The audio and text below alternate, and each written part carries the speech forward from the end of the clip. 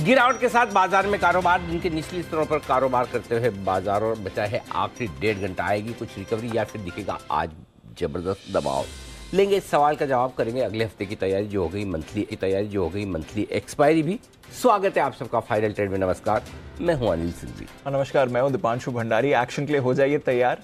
थोड़ा डल एक्शन जरूर है, थोड़ी गिरावट दिख रही है, पर क्या रिकवरी आ सकती है या फिर और फिसलेंगे? किन लेवल्स पर होगी वीकली क्लोजिंग और ऑफ कोर्स मंथली एक्सपायरी पर भी नजर है। Good afternoon sir.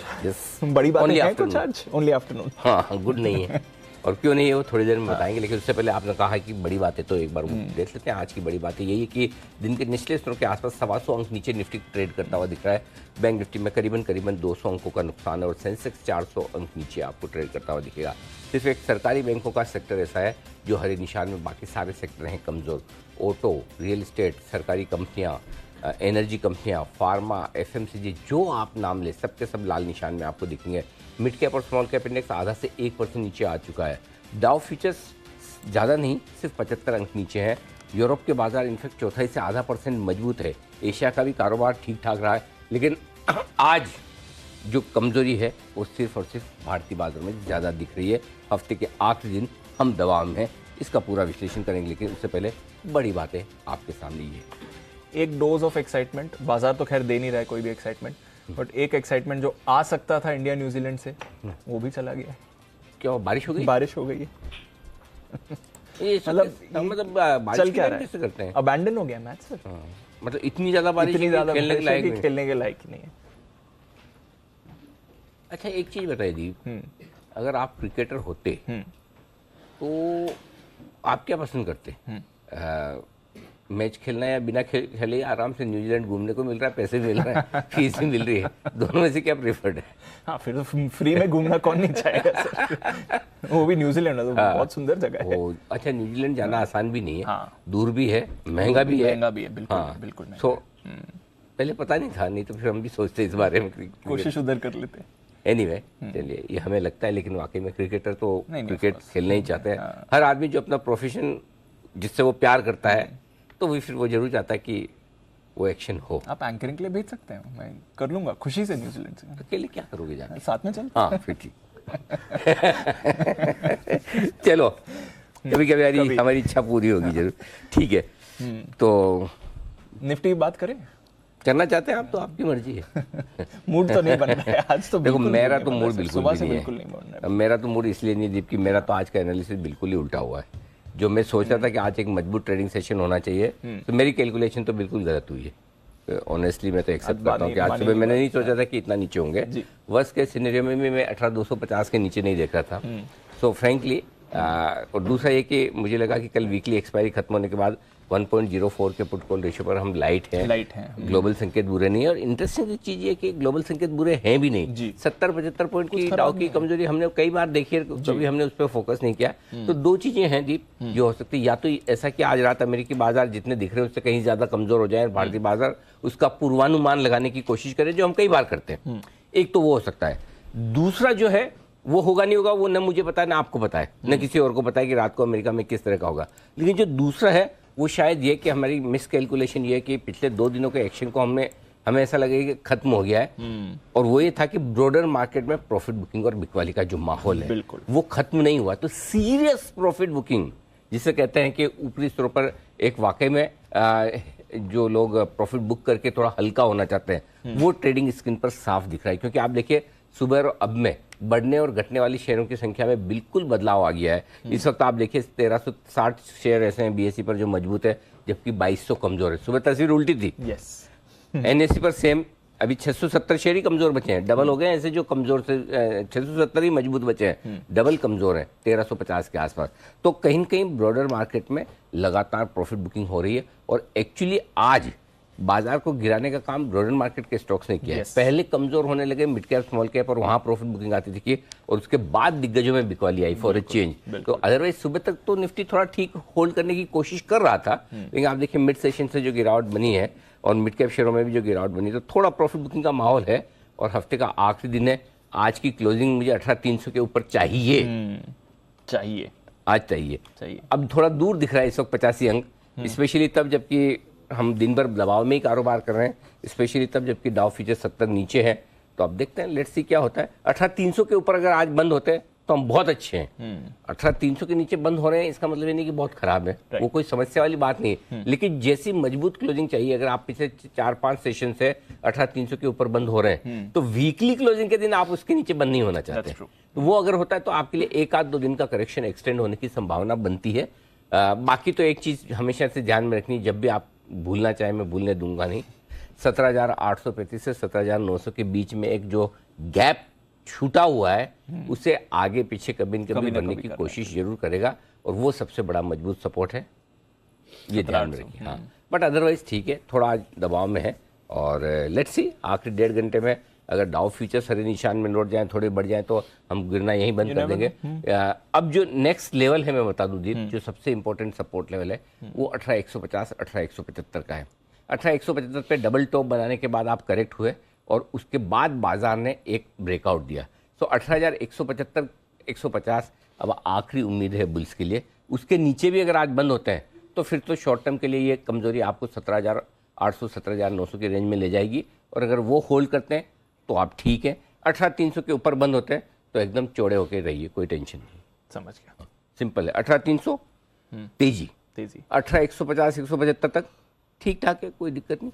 उसके नीचे थोड़ा 17,800 17,900 आ सकता है, वो आपको तैयार है। ठीक है सर, तो ऑलमोस्ट सपोर्ट के आसपास या उस जोन में। बैंक निफ्टी भी बता दूं। निफ्टी तो मैंने बता दिया। बैंक निफ्टी कंपैरेटिवली वैसे कमजोर कम है, 190 पॉइंट नीचे। बैंक निफ्टी पर एक ही चीज है दीप, अगर आप 42,075 के ऊपर बंद हो रहे हैं आप अच्छे हैं, कोई चिंता की बात नहीं। 41,900 के नीचे बंद होते हैं तो ही चिंता करना है, अदरवाइज कोई दिक्कत नहीं। सो बैंक निफ्टी अभी भी उतनी खराबी के संकेत नहीं दे रहा जितने निफ्टी से। ओके, तो बैंक निफ्टी अभी भी रिलेटिवली स्टेबल है, निफ्टी सपोर्ट जोन्स में आ रहा है।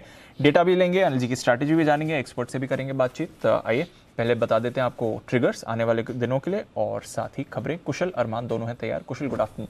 ट्रिगर्स ढेर सारे हैं, काफ़ी सारे हैं, सार्कास्टिक है। सो ट्रिगर्स 3-4 ही हैं आज से लेकर 20 तारीख तक, जिसमें सबसे पहला है 18 नवंबर आज के दिन का। एक तो जयश्री टी इंडस्ट्रीज़ है, यहाँ पर बोर्ड बैठक में स्कीम ऑफ अरेंजमेंट यानी कि डिमर्जर को लेकर बोर्ड बैठक होने वाली है। साथ ही 19 नवंबर कल के दिन में RHI मैग्नेसिटा, यहाँ पर आई थिंक ये ओरिएंट रिफ्रैक्टरीज था पहले, इसका नाम बदल के ये रखा गया है। तो प्रेफरेंशियल बेसिस पर शेयर जारी करने पर कंपनी की बोर्ड बैठक होने वाली है। एंड 20 तारीख रविवार फीफा वर्ल्ड कप ये शुरू होने वाला है कतर में। कतर में रविवार से, यस। और नेक्स्ट मैच कब है जो बारिश से धुलने वाला है? संडे को ही होना चाहिए मेरे ख्याल से। 20th को ही है, 20th को। कतर में। इसका टाइम क्या रहेगा? इसका रात को जगना पड़ेगा कि दिन में से काम हो जाएगा? हाँ, ये अच्छा सवाल है सर। थोड़ा टाइम देखना। वैसे वहां जाकर देखने का ऑप्शन है नहीं, क्यों? होटल्स में जगह ही नहीं है। तो मैच तो स्टेडियम में होता है। हाँ, रहोगे कहाँ? रहोगे ठीक बात है, अनलेस आप फ्लाइन करके फ्लाइट कर लो। जिन लोगों ने पहले बुक कर दी, उसका तो ये सिंपल है क्योंकि आसपास वाले देश में पहुंच जाओ। हाँ, काफी लोग वही कर रहे हैं, एक्चुअली काफी लोग वो करने वाले हैं।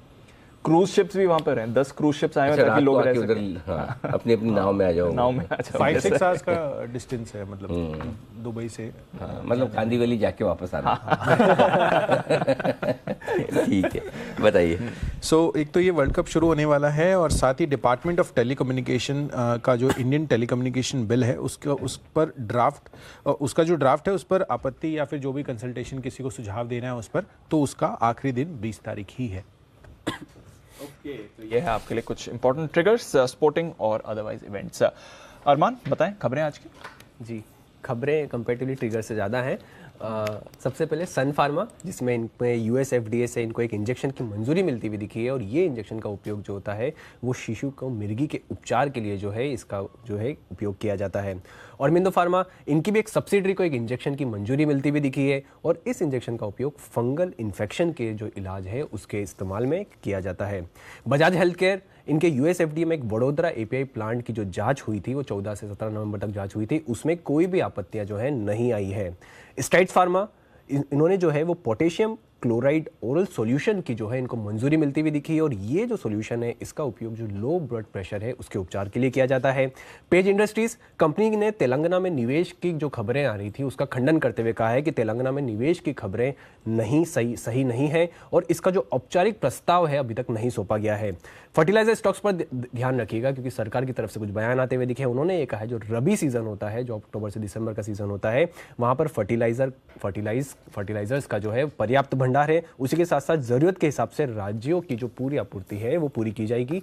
और अगर ब्लॉक डील्स की तरफ देखें आप तो वहां पर आपको सबसे पहले नाइका है जिसमें 5.4 करोड़ लगभग 2% इक्विटी जो है उसके सौदे हुए हैं। HDFC bank 12 lakh, bank of Maharashtra 11 lakh, संवर्धन मदरसन 15 लाख और PNB में देखेंगे तो 21 लाख ज़्यादातर बैंक्स ही हैं जहां पर अच्छे ज़्यादा शेयर्स के सौदे किए गए। ओके, तो ये हैं ढेर सारी खबरें जिन पर आज रहेगा भरपूर एक्शन। आइए बढ़ाते हैं इसी एक्शन को आगे। एक्सपर्ट्स का दमदार पैनल जुड़ चुका है हमारे साथ। स्वागत करिए कुणाल जी, राकेश जी, सुमित जी का, किरण जी, मुदित जी और सिमी जी का, और साथ ही आशु मदान साहब भी जुड़ चुके हैं हमारे साथ। सत्ते पे सत्ता एकदम साथ के साथ सब तैयार हैं। आइए, आप सबका स्वागत है। किसी की इच्छा है शुरुआती कारोबार में बिगुल बजवाने की तो प्लीज मुझे बता दे। ओह किरण जी, क्या बात है, आती किरण जी फुल फॉर्म में है एकदम, है ना, एकदम जबरदस्त जी। आशु जी भी, आशु जी आपको तो बोलने की जरूरत नहीं, आप तो मतलब हमेशा तैयार रहते। नहीं हो कोई कहता तो मैं तो आपके पास आता ही आता था, और जब तक आप बोलते तब तक बाकी सब लोग अपने आप तैयार हो जाते वार्म अप करके। बिगुल किरण का कमाल।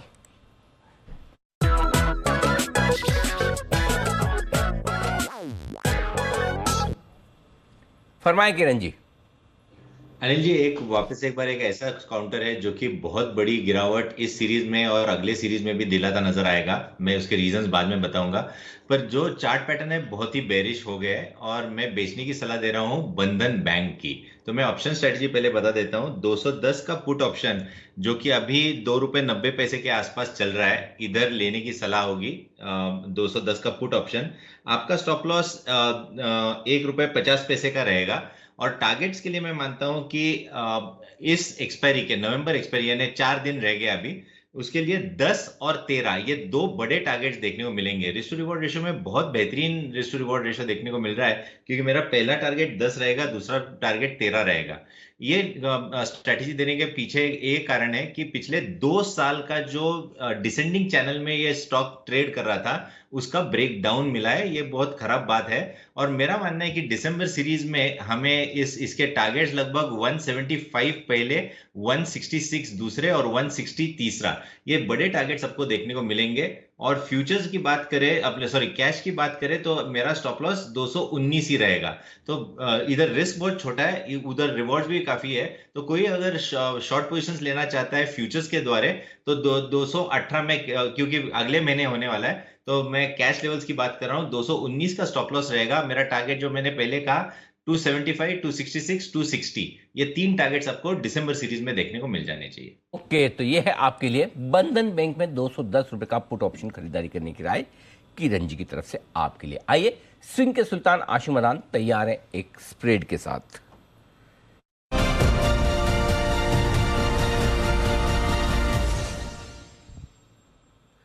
आशु सर, स्वागत है आपका। सुबह वाला आई एम श्योर जो आपने बेयर पुट स्प्रेड दिया वो तो कमाल कर रहा होगा। एक बार अपडेट भी दें, बताएं सर नया स्प्रेड कौन सा है। अनिल जी, वो जो सुबह वाला स्प्रेड है उसकी कॉस्टिंग अब बढ़ गई है। मतलब जिसने सुबह बनाया और अब बनाएगा थोड़े पैसे ज्यादा लगेंगे, और बहुत ही स्वीट स्पॉट पे अनिल जी, मतलब ऐसे स्वीट स्पॉट पे है कि अब ऐसे लग रहा है कि जल्दी से मंडे आ जाए और जो प्रीमियम्स होंगे ना तो मजा आ जाएगा। और अनिल जी मार्केट में देखिए, जो अभी किरण जी ने भी बोला कि कोई भी स्टॉक अनिल जी परफॉर्म नहीं कर रहा। मैं सुबह अनिल जी एक और चीज मिस कर गया बताना कि जो आईटी ने जो परफॉर्म किया वो भी अब मुझे लगता है कि उसमें भी अब प्रॉफिट बुकिंग आएगी। और ऑटोज में अनिल जी टॉपिश हो गया है। जो ऑटो इंडेक्स था या ऑटो स्टॉक्स हैं, right from there Ashok Leyland to बाकी, मुझे उसमें भी टॉपिश लग रहा है। तो मुझे ये नहीं समझ आती कि अब क्या चीज लेके जाएगी। बस एक वो ऑप्शन सेलर है कि फ्रस्ट्रेट होके बेच दिए तो उसमें से कोई कवरिंग ववरिंग आ जाए वीकली या मंथली एक्सपायरी की। बाकी अनिल जी कोई भी सेक्टर नहीं लग रहा। अनिल जी एक चीज मैं मतलब I am taking this liberty and saying कि किरण जी की मैं पिछले कुछ दिनों से देख रहा हूं, अनिल जी इतनी बढ़िया शॉर्ट कॉल्स निकाल के ला रहे हैं। और अनिल जी बढ़िया के साथ नहीं है, जो लंबे लंबे टारगेट देते हैं अनिल जी कि ये 3 साल के लो में, ये 2 साल के, ये कोविड लोस में, अनिल जी ये बहुत बड़ी बात है। ये एक मैं आपको ऑन ए सीरियस नोट बता रहा हूं अनिल जी, हम बात करते हैं जैसे अच्छे स्टॉक की, टीसीएस 3000 से 4000 हो जाएगा, लॉन्ग टर्म टारगेट 5000 हो जाएगा, या कोई भी एग्जांपल। अनिल जी कभी कोई कहता है कि टीसीएस 4000 वाला 1000 रुपए नीचे गिर सकता है, 3000 हो जाएगा, या डीवी 450 पे 1000 रुपए घट 4500 पे। अनिल जी नीचे के बड़े टारगेट रेयरली कोई देता है, कभी नहीं देता।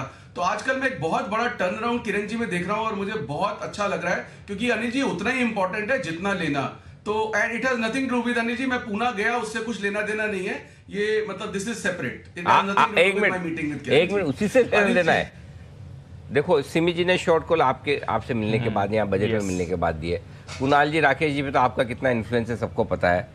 किरण जी से पूछवा लो, किरण जी ये बदलाव आशु जी के पुणे आने के बाद हुआ कि नहीं हुआ? अनिल जी बिल्कुल वैसे ही है। देखो ये लो, सिमी जी बताइए। जी बिल्कुल बताएंगे अनिल जी। मैं तो बहुत ही इन्फ्लुएंस्ड हूँ, इंड्यूस्ड इफेक्ट है। हाँ। और अभी मेरे लिए बिल्कुल बजाइए, एक सेल कॉल देके ही देते हैं एकदम। ये लो ये भी हो गया आशु जी के लिए ही लाइव देंगे, एग्जांपल। बिल्कुल बजा के दिखाइए।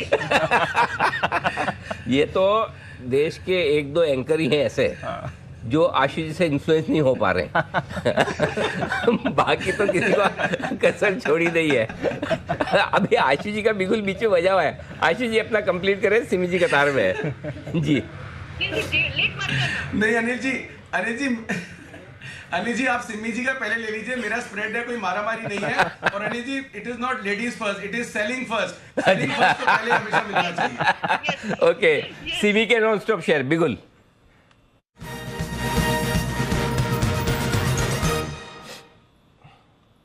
बताएं सिमी जी। अनिल जी सबसे पहले तो आशु जी के लिए मैं एक सेल कॉल चूज करके लाई हूँ जो आशु जी का फेवरेट है, पर आशु जी उसमें बुलिश है। सेल करके चलेंगे टाटा केमिकल्स, इसमें सेल करिए अनिल जी। जो डाइवर्सिफाइड केमिकल्स है, सिर्फ देखते रहिए कितना सेल ऑफ हुआ है। एसआरएफ मेरा फेवरेट है, कहां से कहां नीचे आया। दीपक नाइट्राइट नीचे आया, टाटा केमिकल्स भी उन दोनों को फॉलो करेगा। इसमें एकदम सॉसर, मतलब उल्टा सॉसर है, मतलब ये राउंडिंग टॉप जैसा फॉर्मेशन है। और मुझे तो यही तकलीफ लग रहा है कि जहां पे ये कैश में है, अगर यहाँ से 5 रुपया नीचे जाता है, 1006 के आसपास है, 1000 के नीचे क्लोजिंग करवा दीजिए।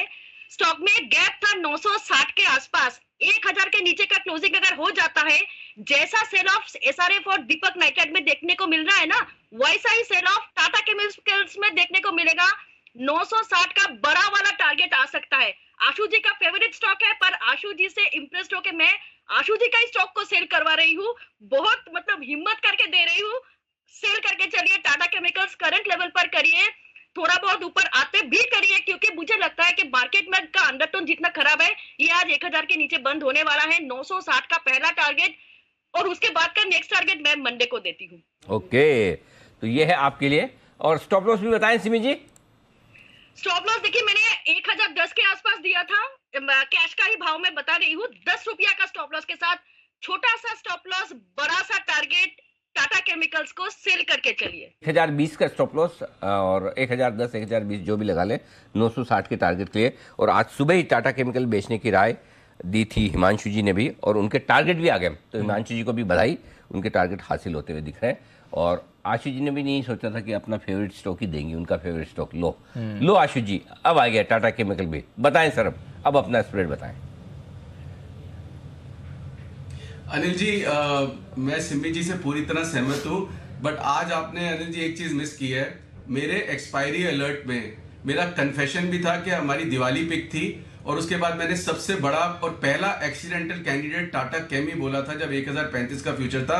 और ये भी कहा था कि अब ये समझ आ गई इस स्टॉक में अब आगे से कभी नहीं फंसना। ये भी डार्लिंग है सबका और फेवरेट है, लेकिन अब अनिल जी मेरे लिए जो अच्छे स्टॉक में सेल कैंडिडेट है ना, वो टाटा केमी बन गया। अब ये जब ऊपर बढ़ेगा अनिल जी, अब इसको बेचने के अलावा और कुछ नहीं करूंगा। और मैंने आपसे सुबह ये चीज बोली थी कि सबसे पहला जो सेल कैंडिडेट है, जो एक्सपायरी एक्सीडेंट है, वो टाटा केमिकल ही है। तो मैं बिल्कुल सिमी जी के साथ हूं। और अनिल जी मैं अभी भी जो किरण जी के लिए बोला, Anil ji honestly jokes apart, आप भी अनिल जी ये देखना, कोई भी एनालिस्ट है Anil ji, to be on the safe side, ऊपर के लंबे लंबे टारगेट देता है अनिल जी, नीचे के कोई नहीं देता। कभी भी लंबे टारगेट कोई नीचे के नहीं देता। तो अनिल जी मैं सच में उस करेज को मतलब एक्चुअली मैं अप्रिशिएट करना चाहता हूं on all serious note. Anil ji Ashu ji एक एक में उसमें एक मेरा सवाल है, फॉर एग्जांपल कोई भी स्टॉक है, कोई अच्छा सा स्टॉक समझो,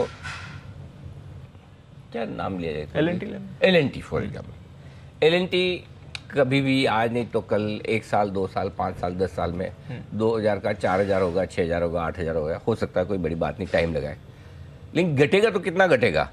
2000 वाला जीरो तो नहीं हो जाएगा, 1000 हो जाएगा, 1500 हो जाएगा, तो नीचे का टारगेट तो बड़ा आ कैसे सकता है? नीचे का टारगेट तो लिमिटेड ही आएगा ना सर, अंदर क्या कंपनी में ताला लगने वाला हो तो अलग बात है।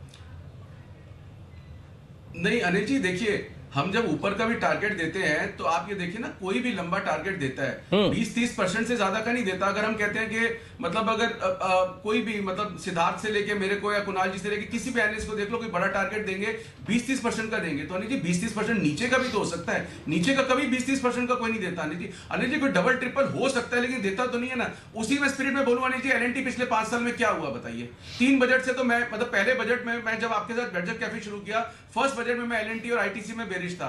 उसके बाद में अनिल जी मैं भी एल&टी में 2 साल से बेरिश हूं। क्या दे दिया एल&टी ने बताओ मुझे ऑनेस्टली, मतलब क्या मिल गया एल&टी बाय करके? 201600, 201700, 201600, अब फिर 2050 पे है, फिर बाय कॉल है, अब पता नहीं 1800 होगा या 2200 होगा। तो नहीं मिला क्या?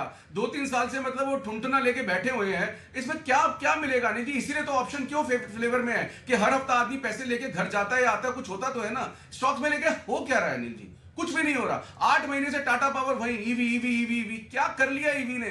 टाटा मोटर वही अनिल जी, मतलब ऊपर नीचे, कभी जेएलआर अच्छा, कभी खराब, कभी ब्रेकआउट, उसके बाद फिर रिजल्ट आ गया, फिर खराब। कहां जा रहे हैं स्टॉक्स अनिल जी?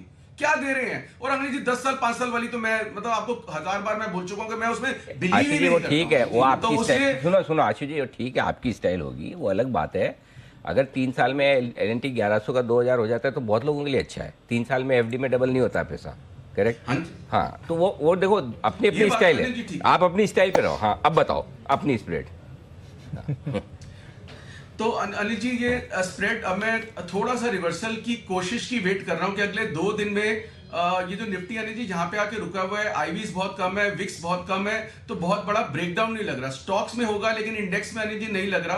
तो मैं एक रिवर्सल ट्राई करना चाहता हूं अनिल जी। ये ट्राई है और कोई ना कोई ट्रेड करना है तो हम नीचे का बेयर स्प्रेड तो बनाया हुआ है। तो अनिल जी 18,300, यहाँ पे 18,215-20 का निफ्टी चल रहा है अभी स्पॉट। 18,300 की आउट ऑफ दी मनी एक कॉल लेनी है और 18,500 की 2 बेचनी है। अनिल जी इस कॉल स्प्रेड का कॉस्ट आएगी 36-37 रुपए। मैं फिर बोल रहा हूं अनिल जी, 18,300 की एक कॉल लेनी है, 18,500 की 2 कॉल बेचनी है, इसमें 36-37 रुपए की कॉस्ट आएगी। और मुझे लगता है कि अनिल जी यहां से 100, 150, 200 पॉइंट की अगर रिकवरी आ गई किसी भी वजह से तो ये स्प्रेड अच्छा प्रॉफिट देगा। नहीं तो ये 37 रुपीज अनिल जी हम निकाल लेंगे, मतलब 2 दिन बाद बेच देंगे और ऊपर की छोड़ देते हैं एक्सपायरी के लिए। तो इस तरह का ट्रेड होता है। बट एक ट्रेड ये भी करना चाहिए अनिल जी, देखिए क्योंकि सारे स्टॉक्स बेच दिए, सारे स्टॉक्स खराब लग रहे हैं, सारा नीचे भी आ गया, तो क्या ऐसे ही टाइम पे अनिल जी जब सब कुछ खराब लगता है तो थोड़ा सा रिवर्सल आता है। But I will take that reversal point only in index. आपको मैं कितनी बार बोल रहा हूं कि index is the best stock, और उस इंडेक्स बेस्ट स्टॉक के लिए अगर मैं 30-35 रुपए स्पेंड करता हूं तो कोई बड़ी बात नहीं है। मैं निफ्टी फ्यूचर नहीं ले सकता नहीं जी उस रिवर्सल के लिए, क्योंकि रिस्क रिवॉर्ड फिर फेवरेबल नहीं है। कुछ झटका लग गया तो नीचे आ सकता है। But for that reversal Anil ji 36-37 रुपए देके अगर उस 36-37 के 100 रुपए हो जाते हैं तो बहुत अच्छा रिस्क रिवॉर्ड होता है। 1:3 अनिल जी, मतलब पैसे लगा के जो आपने कहा 3 साल में 1100 अगर 2000 हो जाता है तो ये अनिल जी ऐसी चीजें 3-3 दिन में होती हैं। तो आजकल तरफ फोकस इसमें है, तो इसीलिए अनिल जी ऑप्शंस पे ज्यादा इंटरेस्ट है। तो एक ये स्प्रेड अनिल जी बनाना जी। बाकी स्टॉक्स में अनिल जी मुझे नहीं लगता, और ऑटो इंडेक्स भी मैं सुबह मिस कर गया था कि उसमें भी अनिल जी टॉपेस्ट साइंस हैं। तो ये काफी सारे सेक्टर्स हैं, लेकिन इसमें बेचने वाले मामले में एक हमारे और एक्सपर्ट हैं जो जबरदस्त है, वो सुमित जी। बिल्कुल सुमित जी, मेरे को याद है, चाहे कैश के स्टॉक्स हो चाहे फ्यूचर्स में, वैसे परसों से ही सुमित जी पहली फॉर्म में आ गए। हमने सुमित जी के साथ बहुत छेड़छाड़ भी की थी वक्त पे। हमने कहा सुमित जी इतना जल्दी बेचना शुरू कर दिया है, और एच लेटर वाले को छोड़ते भी नहीं है। तो सुमित जी भी इस बार काफी जल्दी। और दूसरा है 1200 रुपए के आसपास कोई पेटीएम बोलता नहीं था, 120 में कोई जोमेटो बोलता नहीं था कि सब बेच दो। ये सुमित जी का बड़ा कॉल था। सुमित जी बधाई इसके लिए, जबरदस्त कॉल था, जबरदस्त था। याद है ना हमको, बराबर तो याद है सुमित जी? अनिल जी यहाँ पर ये भी याद दिला सकते हैं कि 50% का फॉल बोला था। हाँ, ये बात सही है। यस, मुझे याद सबसे पहले यस। तब अब लगता भी था कि मतलब तब तो लोगों ने हल्के में लिया कि चलो सुमित जी स्विगी से मंगाते हैं इसलिए जोमेटो बेच रहे हैं। बराबर है। नहीं अनिल जी जोमेटो से भी मंगा दो, ऐसा कुछ नहीं है। ठीक बात है। चलिए देखते हैं अभी सुमित जी के रेडार पर कौन सा स्टॉक है। बिगुल सुमित के सुपर हिट।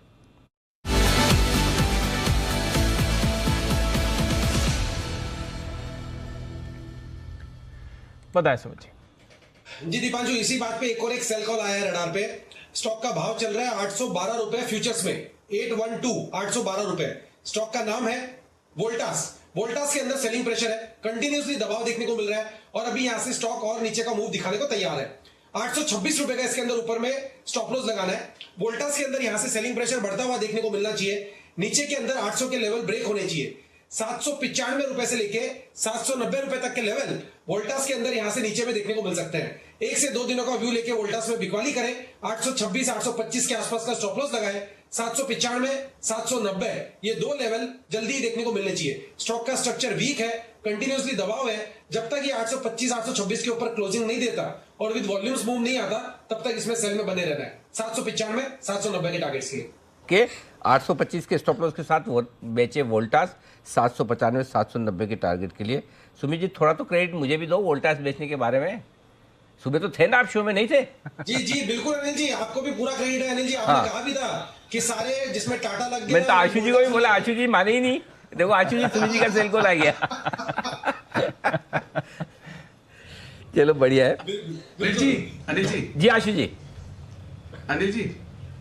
अनिल जी वोल्टास पे भी जो सबसे बड़ा सेल कॉल है वो भी किरण जी का ही है और बहुत अच्छी तरह उन्होंने बहुत बड़ा सेल कॉल दिया हुआ है इसमें कि कोविड लोज भी ये ब्रेक कर सकता है।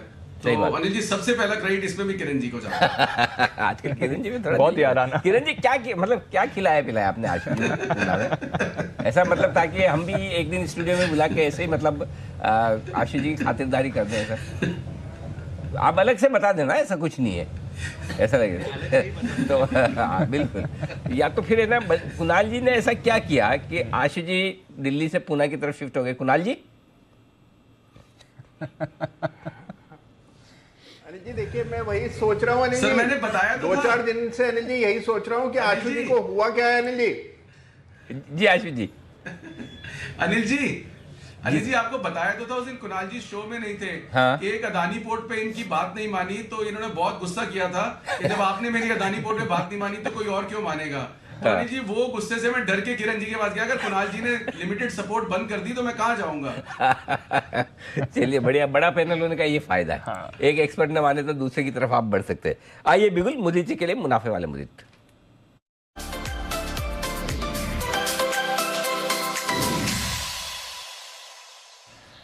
बताएं मुदित जी। गुड आफ्टरनून दीप, गुड आफ्टरनून अनिल जी। देखिए एक स्टॉक यहाँ पर बेच के चलना है, जहाँ पर स्टॉक में बड़ी तेजी के बाद कंसोलिडेशन और वो ब्रेकडाउन देखने को मिल रहा है।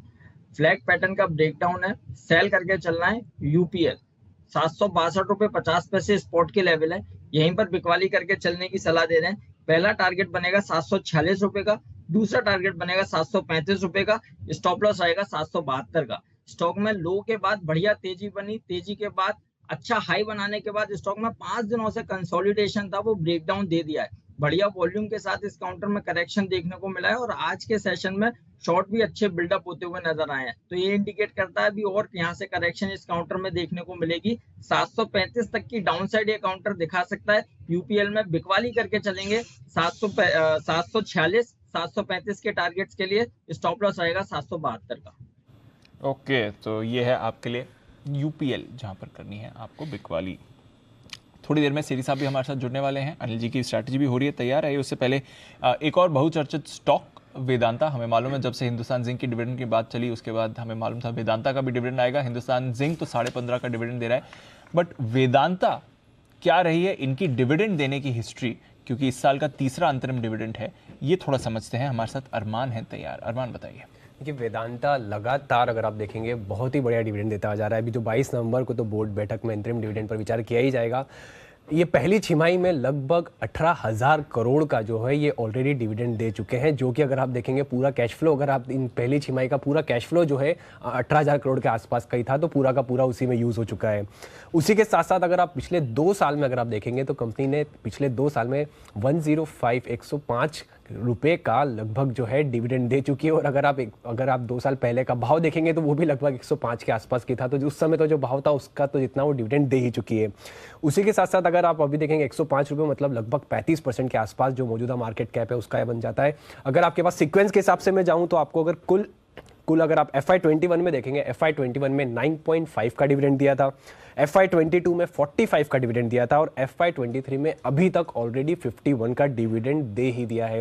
तो ओवरऑल 105 रुपए के आसपास का ऑलरेडी डिविडेंड दे चुके हैं। इस साल ऑलरेडी 51 का डिविडेंड दे चुके हैं। अभी हिंदुस्तान जिंक से भी डिविडेंड आया है, तो ये इंटरेस्टिंग होगा कि अब और कितना एक्सीड करते हैं ये ऑलरेडी जो डिविडेंड दे चुके हैं उससे ज़्यादा भी। तो ये है आपके लिए वेदांता बढ़िया डिविडेंड देते हैं, बट देखते हैं कितना पास ऑन करेंगे। जो हिंदुस्तान जिंक से डिविडेंड आया 22 तारीख को बोर्ड बैठक है, तब पता चलेगा। वेदांता की एक बार चार्ट पर भी राय ले ली जाए। काउंटर तो वैसे कुछ ज़्यादा कमाल कर नहीं रहा है ट्रेड में।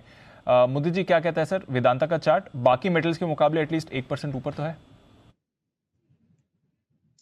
जी कंसोलिडेशन में है ये काउंटर, बस यहाँ पर अगर पोजीशन है यहाँ पर एक स्ट्रिक्ट स्टॉप लॉस के साथ पोजीशन को होल्ड करके चलने की सलाह दे रहे हैं। 304 का कहीं भी अगर ब्रेकडाउन हुआ दीप, अगर 304 का ब्रेकडाउन होगा 290 रुपए तक की डाउनसाइड वेदांता में नजर आएगी। जब तक 304 होल्ड कर पा रहा है तब तक 22 पॉजिटिव है। तो ओवरऑल यहाँ नया लॉन्ग नहीं करेंगे, लेकिन जिसके पास पोजीशन है 304 के स्ट्रिक्ट एसएल्स है, पोजीशन को होल्ड करके चल सकते हैं। तो ये है आपके लिए वेदांता डिविडेंड के लिए 22 तारीख की बोर्ड बैठक। चार्ट कॉर्नर का बिगुल राकेश जी कुणाल जी के लिए।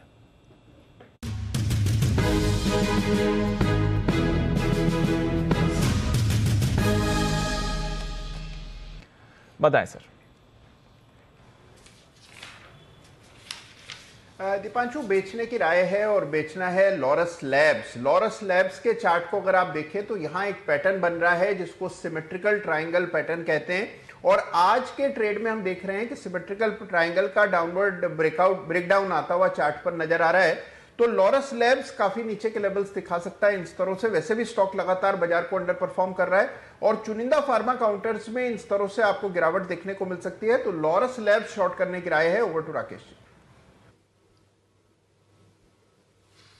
अनिल जी, बेहतरीन टेक्निकल ब्रेकडाउन है, नेगेटिव क्रॉसओवर है, 460 का स्टॉप लॉस लगाना है, 435 पहला टारगेट है, 424 दूसरा टारगेट है और लॉरस लैब पे बिकवाली की राय है। ओके, तो यह है आपके लिए लॉरस लैब्स पर बिकवाली की राय। राकेश जी कुणाल जी की तरफ से ब्रेकडाउन आ रहा है इस चार्ट पर। डेज लो आइए वक्त है सेठी साहब से मुलाकात करने का।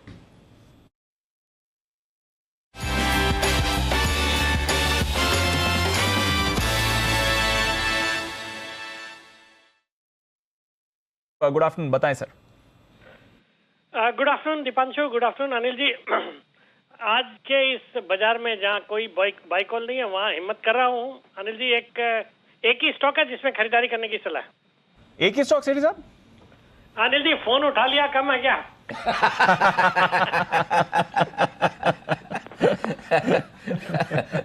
चलिए सेठी साहब, मुकाबला तो कर रहे हैं, इसलिए इतना क्या खराब है सेठी साहब? नहीं, बाजार खराब नहीं है अनिल जी। अभी आधे घंटे से सुन रहा हूँ, अभी आधे घंटे में तो सुन के और हिम्मत खत्म हो गई।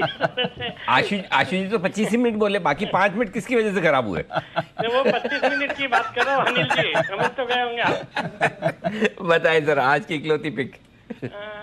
अनिल जी जो आज कैश मार्केट, वैसे अनिल जी कैश मार्केट के स्टॉक्स में कोई बहुत ज्यादा चिंता नहीं है। मैं तो अभी देख रहा था मेरे पिछले 3-4 दिन में जो सुझाए हुए स्टॉक्स है वो कुछ तो रिकमेंडेड लेवल से अभी भी ऊपर है आज भी, और बाकी भी कोई गिरे हुए नहीं है, मतलब 0.5% तक भी गिरावट नहीं है उन सब स्टॉक्स में। तो कैश मार्केट के स्टॉक्स में कोई चिंता की बात नहीं है, और आज एक कैश मार्केट का स्टॉक है जिसमें खरीदारी करने की सलाह। ओके, तो ये है आपके लिए सेठी साहब की तरफ से एक ही स्टॉक कैश मार्केट का। बताएं सर। जो आज का पिक है, स्टॉक का नाम है आईजी पेट्रोकेमिकल्स। आईजीपीएल के नाम से ट्रेड होता है। 522 रुपए के लेवल पे अभी ट्रेड कर रहा है। ये भारत की सबसे बड़ी थैलिक एनहाइड्राइड, जिसको पैन के नाम से जानते हैं, इस प्रोडक्ट को बनाने वाली कंपनी है। दुनिया की तीसरी सबसे बड़ी कंपनी और लोवेस्ट कॉस्ट प्रोड्यूसर है। ये भारत में डुओपोली है, 2 ही कंपनियां हैं जो इस क्षेत्र में, एक तो आईजी पेट्रो खुद और दूसरी है थिरुमलाई केमिकल। और ये जो इनका प्रोडक्ट है थैलिक एनहाइड्राइड, ये काम आता है पेंट्स, प्लास्टिक्स, डाइज, फिर वाटर ट्रीटमेंट और पर्सनल और होम केयर, इन सब सेगमेंट्स में जो सब अच्छा कर रहे हैं। बाकी अनिल जी बहुत ही दमदार कंपनी है, फंडामेंटल्स बहुत अच्छे हैं। ये जर्मनी की टेक्नोलॉजी, लुर्गी टेक्नोलॉजी बोलते हैं, वो यूज करती है, जिसके कारण इनके पीयर्स के कंपैरिजन में यील्ड्स अच्छे हैं, उसके कारण से मार्जिन्स अच्छे हैं। फिर ये जो प्रोडक्ट है वेस्टर्न वर्ल्ड में रोड्स के कंस्ट्रक्शन में भी काम आता है। अगर वैसा कुछ भारत में अलाउ होता है तो इस कंपनी के तो बहुत ही बड़ी एक अपॉर्चुनिटी हो जाएगी। बाकी फंडामेंटल्स अच्छे हैं, एक्सपेंशन किया है, कैपेसिटी एक्सपेंशन हाल ही में, उसका फायदा आने वाले क्वार्टर्स में देखने को मिलेगा। ऑपरेटिंग प्रॉफिट मार्जिन है around 20%, return on equity 25%, return on capital employed 29%, debt equity ratio बहुत ही कम 0.15 का है, और प्रोमोटर्स की अच्छी खासी 68% की हिस्सेदारी है, कुछ प्लेज नहीं है। FIS DIS भी 5.4% स्टेक ओन करते हैं, और वैल्यूएशन के लिहाज से 5 के मल्टीपल पे ये स्टॉक बहुत ही सस्ता लगता है। और अपने इसके ईयरली हाइज थे 827 के, वहां से करेक्ट होके ये 520-22 के लेवल पे आज मिलता है। मुझे लगता है इस स्टॉक को करंट लेवल्स पे खरीदना चाहिए, और मेरे इसमें बहुत ही शॉर्ट टर्म के टारगेट है 545 के, स्टॉप लॉस रखना है 510 रुपए का। ओके, तो IG पेट्रो इस पर करें खरीदारी, 545 के टारगेट, 510 का स्टॉप लॉस। सेठी साहब की कॉल, और सेठी साहब की बात करते करते स्टॉक में थोड़ा एक्शन भी आपको बनते हुए दिख रहा है। शुक्रिया सर, वीक बाजार में बाय कॉल लेकर आए हैं सेठी साहब, कैश करो के। आइए चलते हैं अनिल जी के पास और लेते हैं उनकी इस समय की मार्केट स्ट्रैटेजी।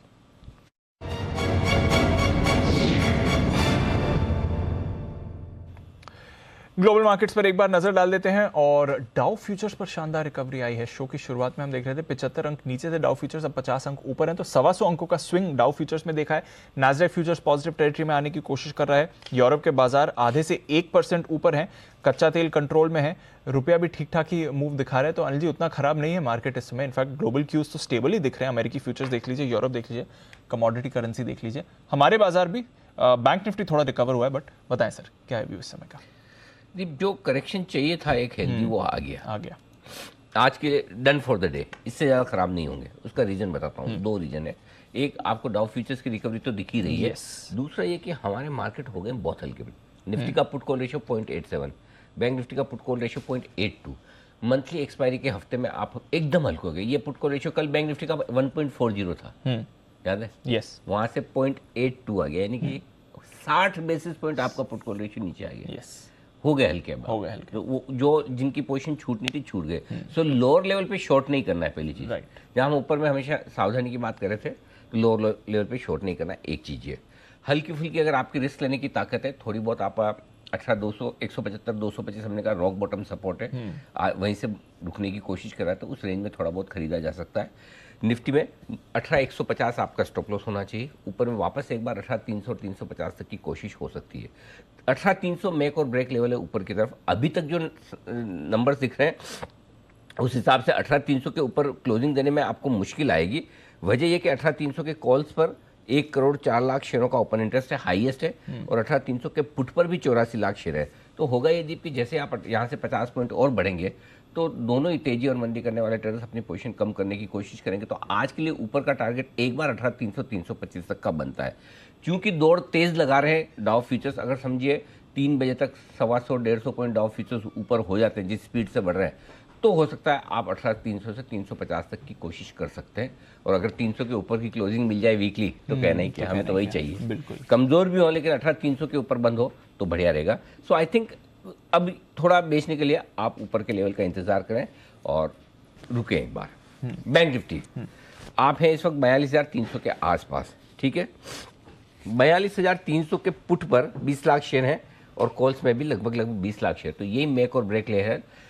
42,300 के ऊपर अगर आप बंद होते हैं तो बिल्कुल भी बुरे नहीं है, कोई चिंता की बात नहीं है। ऊपर 42,500 तक जाने की कोशिश हो सकती है, उसके ऊपर का लेवल अभी नहीं देख रहा। उसकी रीजन ये है कि 42,500 के पुट पर 28 लाख शेयर हैं, कॉल्स में 56 lakh share, highest open interest. तो कहीं न कहीं 42,300, 42,500 के रेंज में बंद होने की कोशिश बैंक निफ्टी की हो सकती है। तो बैंक निफ्टी की रेंज क्लियर दिख रही है। निफ्टी हो सकता है ज़्यादा जोर लगा ले तो 300, 350 की रेंज तक जा सकता है, अदरवाइज 300 तक जाकर रुकेगा, ये डेटा दिखा रहा है। लेकिन यह है कि निचले लेवल पे अब आपको शॉर्ट नहीं करना है, शॉर्ट नहीं किया छोड़ दीजिए।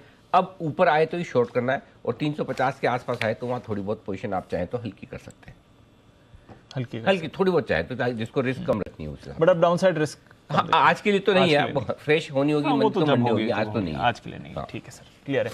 तो बाजार पर इस समय आपको अनिल जी का व्यू स्टेबल है, डाउनसाइड रिस्क यहाँ से कम दिख रहा है। और स्टॉक्स पर ही करना है फोकस इस समय। आशु जी भी एक कॉल, आशु जी कॉल देना, आइए स्विंग के सुल्तान आशु मदान।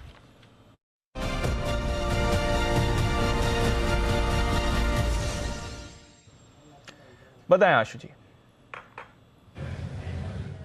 अनिल जी आज तो मतलब जो आपका गुड लक है पूरा चल रहा है। अभी अनिल जी मतलब सुबह ऊपर में बियर स्प्रेड दिया था वो प्रॉफिट में, अभी 215 जब स्पॉट निफ्टी था अनिल जी बुल स्प्रेड दिया था और 255 260 हो गया स्पॉट निफ्टी, 50 पॉइंट की almost recovery. Anil ji bull spread profit में आ गया है। एनीवेज अनिल जी ये चलेगा, जब मैंने कहा कि ये 3 गुना पैसा हो सकता है, रिवर्सल एक्सपेक्टेड है तो वो हुआ। अनिल जी मेरे को ना मतलब अगर आप जैसे कई बार कहते हैं ना, अगर एक स्टॉक कोई अच्छा लगता हो या करना हो तो मुझे दिसंबर एक्सपायरी के लिए अनिल जी, वैसे बजट तक के लिए एक स्टॉक लेना है, बट दिसंबर एक्सपायरी के लिए मेरा एक बुल स्प्रेड है स्टॉक का। मैं अनिल जी पहले देना चाहता था पर मैं थोड़ा सा मतलब विचलित हो गया था इसलिए क्योंकि मुदित ने उसने सेल कॉल दे दी है, बट समहाउ अनिल जी मैं कन्विंस नहीं हूं और वो मेरा स्टॉक है यूपीएल। अनिल जी यूपीएल मुझे लगता है कि बजट तक के लिए लॉन्ग करना चाहिए और this could be my stock of December expiry. पर अनिल जी मैं फिर बोल रहा हूं, मुदित भी राइट जा सकता है, कोई भी राइट जा सकता है, कोई भी रॉन्ग जा सकता है, बट मुझे इस स्टॉक को लेना है, इसलिए मेरा तरीका इतना सेफ है कि मुझे कोई डर नहीं है कि अगर मैं रॉन्ग चला गया तो, और अगर राइट चला गया तो बहुत पैसे आएंगे। अनिल जी 763 रुपए का फ्यूचर चल रहा है, मुझे 750 की दिसंबर एक्सपायरी की इन द मनी कॉल लेनी है इसकी, जिसका भाव चल रहा है 32 रुपीज। मैं फिर रिपीट कर रहा हूं अनिल जी, 750 की कॉल लेनी है 32 रुपए की, 32 रुपए की, और अनिल जी 70 रुपए ऊपर वहां से 820 की या 830 की भी बेच सकते हैं, पर अनिल जी 820 की 2 कॉल बेचनी है जिसका भाव चल रहा है 6.5 रुपए अराउंड। तो अनिल जी इसकी कॉस्ट जो आएगी हमारी आएगी 19 से 20 रुपए। 19 से 20 रुपए कॉस्ट का मतलब है अनिल जी 770 रुपए पे मैं यूपीएल में लॉन्ग खड़ा हो गया। अभी 2 घंटे पहले अनिल जी इसका 772 रुपए का रेट था, 2 घंटे पहले बाई चांस नीचे आया है और शायद उसको इसी प्राइस एक्शन पे सुमित ने आइडेंटिफाई किया है, बट मुझे लग रहा है अनिल जी ये तो बहुत पास का भाव है, इसमें कोई दिक्कत नहीं होनी चाहिए। और अनिल जी जो अगला महीना है अनिल जी, ये 24 दिसंबर को खत्म हो रहा है और अगला नवंबर को 29 दिसंबर को, मतलब मुझे लगता है कि लॉन्गेस्ट एक्सपायरी होगी अनिल जी 20 रुपए देके, और मैं सेफ कहां तक हूं 890 रुपए तक। अनिल जी यहां से 150 रुपए ऊपर तक मैं यूपीएल सेफ हूं, सिर्फ 20 रुपए लगा के, और मैं इसमें 20 रुपए में 60 रुपए बना सकता हूं, 3 गुना पैसा कर सकता हूं। तो अनिल जी 1:3 रिस्क रिवॉर्ड होता है मेरे सारे जो स्प्रेड्स होते हैं उस तरह का। तो मुझे यूपीएल अनिल जी अच्छा लग रहा है, एंड मैं तो बोलता हूं कि मुझे बजट तक के लिए अनिल जी, बाकी फर्टिलाइजर में तो सब देखा ही हमने क्या हुआ है, या फर्टिलाइजर नीचे में कहीं ना कहीं थीम उभर के फिर आएगा।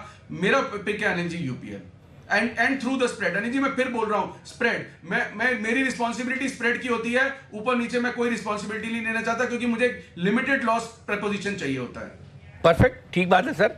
तो ये है आपके लिए राय यूपीएल का स्प्रेड अगले महीने का बनाने के लिए राय आशु जी की तरफ से। 750 वाला कॉल ऑप्शन एक खरीदे, 820 वाले 2 बेच दे, सब करना है दिसंबर का काम। खाली मार्जिन लगेंगे ज़्यादा, क्योंकि जब आप 2 कॉल्स बेचते हो तो एक एक्स्ट्रा मार्जिन लग जाता है, लेकिन सामने सामने आपको कॉस्ट सिर्फ 20 रुपए की आ रही है, ये एक अच्छी बात है। आइए बढ़ते आगे। ऑल्टरनेटिव इन्वेस्टमेंट समिट में बाजार के दिग्गज रामदेव अग्रवाल से खास बातचीत की हमारे सहयोगी सौरभ पांडे ने, और रामदेव अग्रवाल साहब का मानना है कि आगे बैंकिंग सेक्टर के साथ साथ दूसरे सेक्टर्स में भी अच्छा एक्शन देखने को मिलेगा। आइए सुनते क्या कहना है रामदेव सर का। भाई आप देखो बाजार में जो फाइनेंशियल क्रेडिट साइकिल आज पेपर में पढ़े, highest share of profit of the total corporate profit is coming from banks. तो ये क्या बैंक का चांदी है, अभी it is a lenders market, और क्रेडिट साइकिल क्या लंबा होता है, तो क्रेडिट अभी 1.5-2 साल से, अभी 1 साल से ग्रोथ चालू हुआ है, तो अभी थोड़ा डिपॉजिट में पिकअप हो रहा है, तो मेरे ख्याल से क्रेडिट साइकिल लंबा है। आई थिंक अभी भी we have seen the trailer in the credit in the banks and all. I think financials are going to do well, and वो उसके पीछे आई थिंक अदर सेक्टर्स अभी एक बार सब सेटल होगा, थोड़ा एनर्जी प्राइसेस सेटल होगा तो वो भी सब सुधार में आएगा। सो मुझे लगता है कि जो बैंक का जो बुलिशनेस है दैट विल कंटिन्यू। जी सर, जाने से पहले आखिरी सवाल, आने वाले दिनों में बजट की तैयारियां जो हैं वो शुरू होने को है, आप एज एन इंडस्ट्री लीडर किस तरह से देख रहे हैं इंडस्ट्री को, और आपकी क्या मांगे होंगी जो है आम निवेशक के लिए और अपनी इंडस्ट्री के लिए? सबसे बड़ी मांग है आप कुछ ना करें, आपको टैक्स आ रहा है, 15-20% ग्रोथ हो रहा है, आप सी क्या है अनसर्टेनिटी ला के बाजार में कोई मतलब नहीं। सबसे बड़ी चीज़ क्या है, बाजार में सर्टेनिटी चाहिए, तो आप सर्टेनिटी ही रखें। और एकदम कोई चीज़ बहुत ज़रूरी है कि भाई हमको नहीं इसको बदलना ही है, तभी जाके बदलें, 10 बार सोच के बदलें। Don't bring uncertainty in the financial system.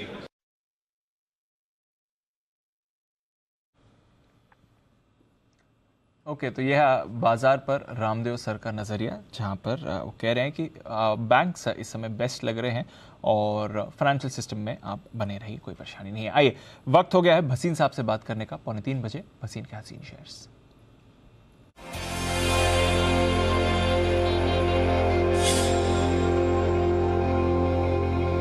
स्वागत है भसीन साहब, गुड आफ्टरनून सर। बताएं आपके अपडेट्स और fresh call sir.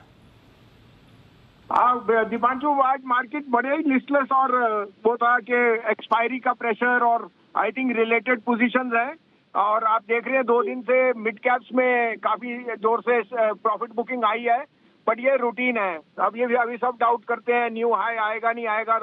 Market is going to hit new highs next week and I think expiry will be beyond 18,500। So don't miss the woods for the trees. I think mid caps में बहुत अच्छी opportunity है। आपको update भी दे दूं, मैंने जी कहा था 55-56 से, वो नीचे आ गया है। अभी आप होल्ड कीजिए। Zee is unquestionably going to get the approval and this is no brainer to buy Zee. Second pick is NTPC, that is also under performing, but I am very sure in the next week onwards once you see this expiry, this stock is headed to 185। अब आपके लिए 2 pics हैं, दोनों PSU stocks हैं जो मेरे हिसाब से बहुत अच्छा वैल्यूएशन कंफर्ट दे रहे हैं। आप कहे तो मैं शुरू करूं? सर प्लीज बताएं भसीन साहब। तो पहला सेल है, देखो weak dollar, strong dollar at 80 rupees, SAIL is a steal at 3 times 1 year forward, and I think that जिस तरह से एक्सपोर्ट के ऊपर ये बैन है, the day that goes and that is there is a lot of talk on that, SAIL will be in triple figures. तो अभी 88 के लिए खरीदिए, 78 का stop loss, buy SAIL at 80। Second is GAIL. GAIL is unquestionably seeing very good profitability because of its long term contracts with Gazprom, और मुझे कोई दो राय नहीं, 90 रुपए में this is a must have in a portfolio. 7% dividend yield, 105 का भाव दिख रहा है मुझे, 87 का stop loss. Sell and GAIL are 2 picks and stay with NTPC and जी और एड मोर। सेल और गेल दोनों पर करनी है खरीदारी, और जी एंटरटेनमेंट जो सुबह कॉल दी थी भसीन साहब ने, उसके साथ बने रहें, कोई परेशानी रहेगी। एनी आइडिया तीसरा होता तो कौन सा होता? लॉजिक बताइए। फ्लो में फ्लो में। सेल गेल भेल चौथा रेल टेल। कविता तो ऐसे ही बनती है सुनील जी वाली। ओके, तो सेल और गेल 2 स्टॉक हैं जो बसिंस आपकी तरफ से खरीदारी करनी है। 87 का स्टॉक, 105 का टारगेट। नायका आज फिर से बड़ी ब्लॉक डील्स होती हुई दिख रही है, और शेयर ब्लॉक डील होने के बाद 4% मजबूत भी होता दिख रहा है। शायद लोगों का ये मानना है कि आखिरी लॉट बिक चुका है। नायका की लिस्टिंग से लेकर अब तक बड़ी इवेंट्स जो हुई हैं उसकी पूरी डिटेल्स लेकर हमारे साथ नूपुर है। बताएं नूपुर। बिल्कुल सर, पिछले साल नवंबर में नायका की लिस्टिंग हुई थी, उसके बाद उसी समय हमने देखा कि लाइफ हाई लेवल भी टच किया था स्टॉक ने, और इस पिछले महीने कंपनी ने जब बोनस अनाउंस किया और एडजस्टमेंट हुआ तो लाइफ लो लेवल पे ये स्टॉक था। अब ड्यूरिंग द जर्नी देखें तो 2 बड़े रेजिग्नेशंस आए कंपनी की तरफ से। जो ब्यूटी प्राइवेट लेबल है उनकी जो CEO थी रीना छाबरा, उन्होंने रिज़ाइन किया था अक्टूबर 11, 2022 में, तो एक नेगेटिव न्यूज़ आई थी। फिर जो कंपनी के CTO है जिनके पास काफ़ी ज़्यादा होल्डिंग भी थी ईसॉप के चलते, संजय सूरी जी, उन्होंने अक्टूबर 27 को कंपनी से रिजाइन किया था। मीनवाइल इसी बीच कंपनी ने बोनस भी अनाउंस किया, 5:1 का रेशो था, और इस महीने 10 तारीख को कंपनी का जो एंकर लॉक इन था वो भी ख़त्म हो गया। उसके बाद जो बिकवाली का सिलसिला शुरू हुआ वो अब तक ख़त्म ही नहीं हुआ है। 10 तारीख को हम देखें तो लाइट हाउस कंपनी के जो बड़े 2 एम्प्लॉयज़ थे उन्होंने स्टेक बेचा, 11 तारीख को TPG ग्रोथ ने स्टेक बेचा, 15 तारीख को सिगैटी इंडिया मॉरिशस ने अपना स्टेक कम किया, और आज भी TPG कैपिटल ने अपनी हिस्सेदारी को घटाया ही है। इंटरेस्टिंग एक ट्रांजैक्शन हुआ था इस बीच में, सिगैटी इंडिया मॉरिशस जो है उन्होंने 172 के भाव पे नवंबर 10 को खरीदारी करी और 15 तारीख को 199 के भाव पे बेच भी दिया, तो काफ़ी बड़ा प्रॉफिट बुक कर लिया इन्होंने तो। लेकिन किसी ने बेचा है तो किसी ने खरीदा भी है। बायर्स की लिस्ट भी इंटरेस्टिंग है क्योंकि solitaire general, Morgan Stanley, Canada pension fund जैसे कुछ नाम सामने आए। वैल्यूएशन देखें तो FY24 पे EV2 सेल्स अभी भी 7.5 टाइम्स पर है। EV2 एबिटा भी देखें तो 125, प्राइस टू अर्निंग देखें तो 200 पे फिलहाल ये स्टॉक है। अब ये सब तो हो चुका है, अब जो होने वाला है वो भी बता देती हूँ। 21 तारीख को कंपनी की पिंक फ्राइडे सेल है जहाँ प्रोडक्ट्स अप टू 50% डिस्काउंट में मिलेंगे, तो शेयर्स बिक चुके हैं, अब शायद प्रोडक्ट भी बिक ही जाएंगे। प्रोडक्ट्स बिक रहे हैं ज़्यादा या शेयर्स बिक रहे हैं ज़्यादा? इस समय सिचुएशन कैसी है? फिलहाल तो शेयर्स ही लग रहे हैं। चलिए शेयर ज़्यादा बिक रहे हैं बट आशु सर के भी रेडार पर है, पहले भी उन्होंने बात करी थी। आशु सर, फाइनली ये शेयर्स बिकवाली बंद होगी या और चलती रही? आज तो खैर थोड़ा बाउंस बैक दिखा रहा है। दीपांशु, बंद भी हो जाएगी तो ये तो हैंड्स जो स्ट्रॉन्ग हैंड से वीक हैंड्स में जा रहे हैं या मतलब जो कहाँ जा रहे हैं वो इंपॉर्टेंट है। तो मुझे लगता है कि जैसे कई बार अनिल जी बोलते हैं कि प्राइस कंसोलिडेशन और टाइम कंसोलिडेशन, प्राइस क्यों भी जाएगा तो टाइम बहुत लंबा लग जाएगा, तो टाइम बहुत बड़ी बात होती है। तो कोई, मुझे नहीं लगता कि कोई बहुत बड़ी जल्दबाजी या अर्जेंसी है। दीपांशु, जो अच्छा स्टॉक होता है ना वो आधा होता ही नहीं है, सबसे पहली बात तो मतलब वो बहुत रेयर फिनोमिना है। सबसे बड़ी जो अच्छे बुरे की डेफिनेशन होती है ना वो आधा नहीं होता। फिर वो आधे होने के बाद लगता है कि बहुत अच्छा भाव हो गया है तो कहाँ से घटा था, कोई लॉजिक नहीं है, कोई रीजनिंग नहीं है। जो अच्छी चीज़ होती है वो इतनी घट ही नहीं सकती है। सो मतलब plus again limited money, opportunities available हैं, तो that is the reason Deepanshu, इस तरह के धोखे होने के बाद या स्टॉक्स में कोई मजा ना आने के बाद, दैट इज वाई मैं एक और डेटा बना रहा हूं और अनिल जी आपसे जरूर शेयर करूंगा कि over the months and years कैसे स्टॉक फ्यूचर्स और ऑप्शन में वॉल्यूम डिप्लीट हो रहा है और कैसे इंडेक्स ऑप्शन में वॉल्यूम बढ़ रहा है ओवर द फ्यू मंथ्स। बहुत इंटरेस्टिंग डेटा है Anil ji. So more and more people for going to option. ऐसा नहीं है कि अनिल जी किसी का मन है, मतलब जो 23 से 27% की रिटेल पार्टिसिपेशन होती थी ऑप्शंस के अंदर, इंडेक्स ऑप्शन में 36% पहुंच चुकी है, 37% पहुंच चुकी है और ज्यादा बढ़ेगी। उसका रीजन यही है कि stocks are not going anywhere, कहीं नहीं जा रहे हैं। थोड़ा बदलाव होता रहेगा, थोड़ा बाउंस बैक आता रहेगा, बट अदरवाइज कुछ बड़ा एक्शन इस पर नहीं है। बट एक्शन सेठी साहब की तरफ से है। एक पिक दी थी उन्होंने और कहा कि दूसरी भी लेकर आएंगे अगर बाजार तैयार हो। एक स्पेशल पिक आ रही है सेठी साहब की तरफ से, आइए करते हैं उनका स्वागत। सदाबहार सेठी साहब की एक स्पेशल पिक।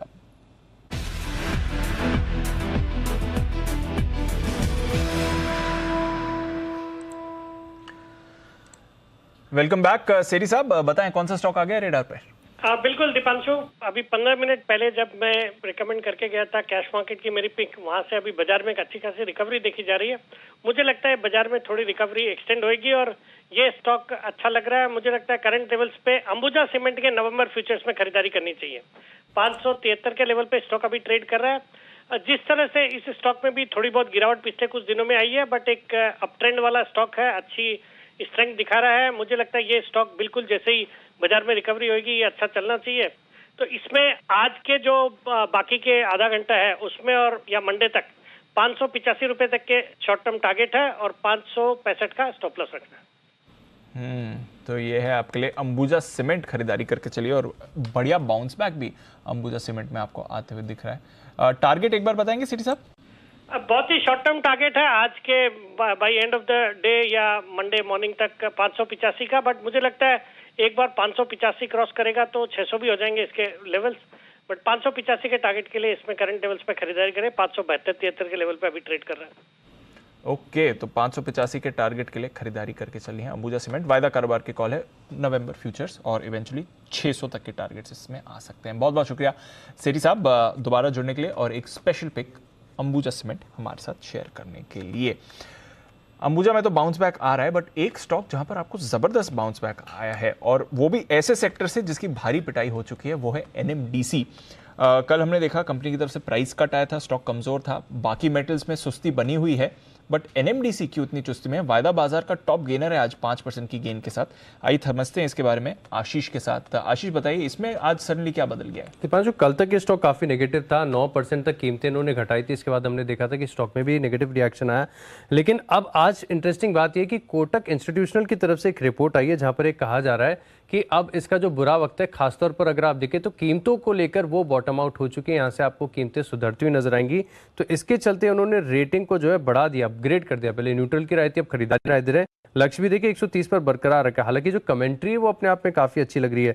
सबसे पहली बात की वित्त वर्ष की शुरुआत से अगर आप देखें तो इनकी जो कीमतें हैं यहाँ पर 46% की कटौती होगी। लेकिन बढ़िया बात यह भी है कि अगर आप अंतर्राष्ट्रीय बाजारों की कीमतों के मुकाबले देखें तो कीमतें अभी भी भारत में सस्ती हैं। इनफैक्ट जो इम्पोर्टेड आयरन ओर है उसके मुकाबले एनएमडीसी का आयरन ओर 32% सस्ता है। और खास बात यह भी है कि आप देखिए जो स्टील प्लांट का डीमर्जर है, इसके चलते वैसे इसमें कुछ नया नहीं है। सबको ही पता था कि कैपिटल एलोकेशन यहाँ से काफी सुधरेगा, क्योंकि स्टील प्लांट की बुक्स में डेट काफी ज्यादा था। वो फ्री हो जाएगा तो यहाँ पर इनकी कैपिटल एलोकेशन पॉलिसी सुधरेगी, डिविडेंड बढ़ने की उम्मीद है। और साथ में जो एक्सपोर्ट ड्यूटी है यहाँ पर अगर थोड़ा भी रिलीफ होता है, इनफैक्ट इन्होंने कुछ केसेस देखे ये भी समझा है कि मान लो अगर 50% से घटकर 30% हो जाएगी तो आपको एनएमडीसी के एबिटा में 8,600 करोड़ का बड़ा इजाफा आपको देखने को मिल सकता है।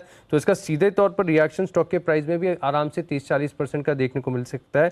इसके चलते स्टॉक के ऊपर इनका भरोसा बढ़ा है और खरीदारी की राय दे रहे हैं 130 रुपए के लक्ष्य के लिए। तो ये इंटरेस्टिंग एंगल लिया है इन्होंने कि प्राइस कट तो किया है बट प्राइस कट से आगे वॉल्यूम्स सुधरेंगे, ऐसा मानना है कोटक का, और अपग्रेड किया है काउंटर को। बहुत बहुत शुक्रिया आशीष। एनएमडीसी आज सरप्राइज मूवर आया है और क्या वजह है, एक वजह आशीष आपको बता रहे हैं, जो पॉजिटिव मार्केट कमेंट्री आई है। भरोसा रखते हैं एनएमडीसी पर सुमित जी, उनसे बात भी करते हैं और सुमित जी की एक कॉल भी है। तो बिगुल सुमित जी के लिए सुमित का सुपर हिट।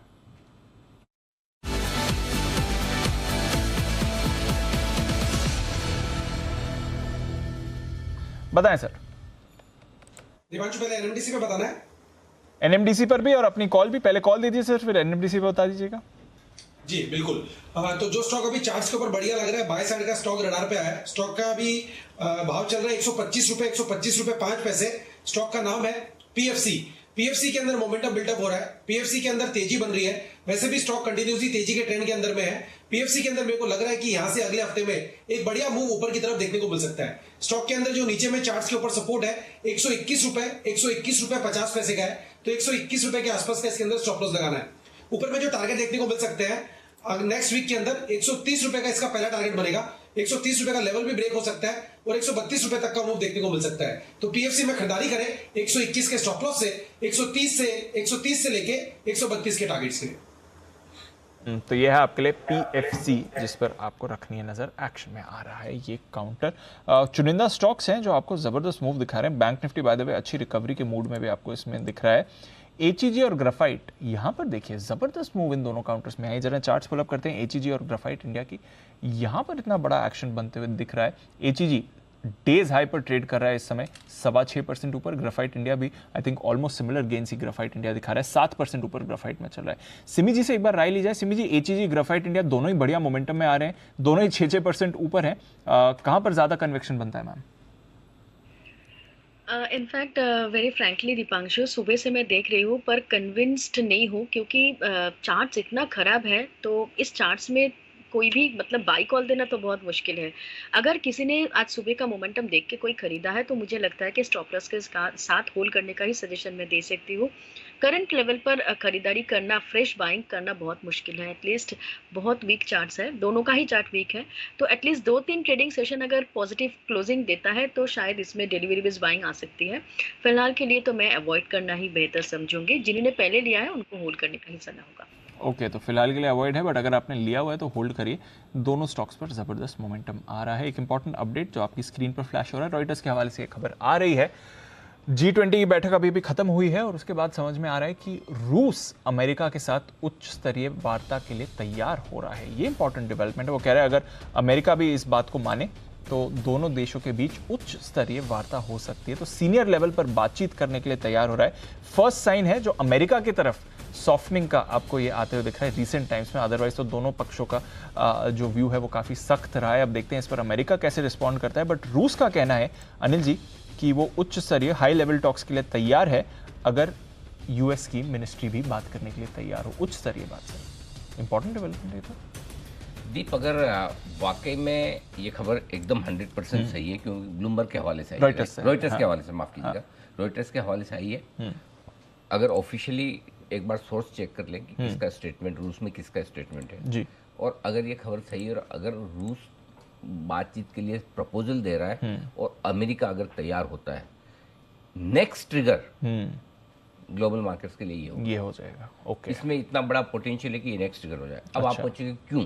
लड़ना तो बंद ही कर चुके हैं। एक मिसाइल गिरी, वो भी गलती से किसी के यहाँ जाके गिर गई, जिसमें रशिया को कोई लेन देन नहीं था, यूक्रेन की थी, राइट?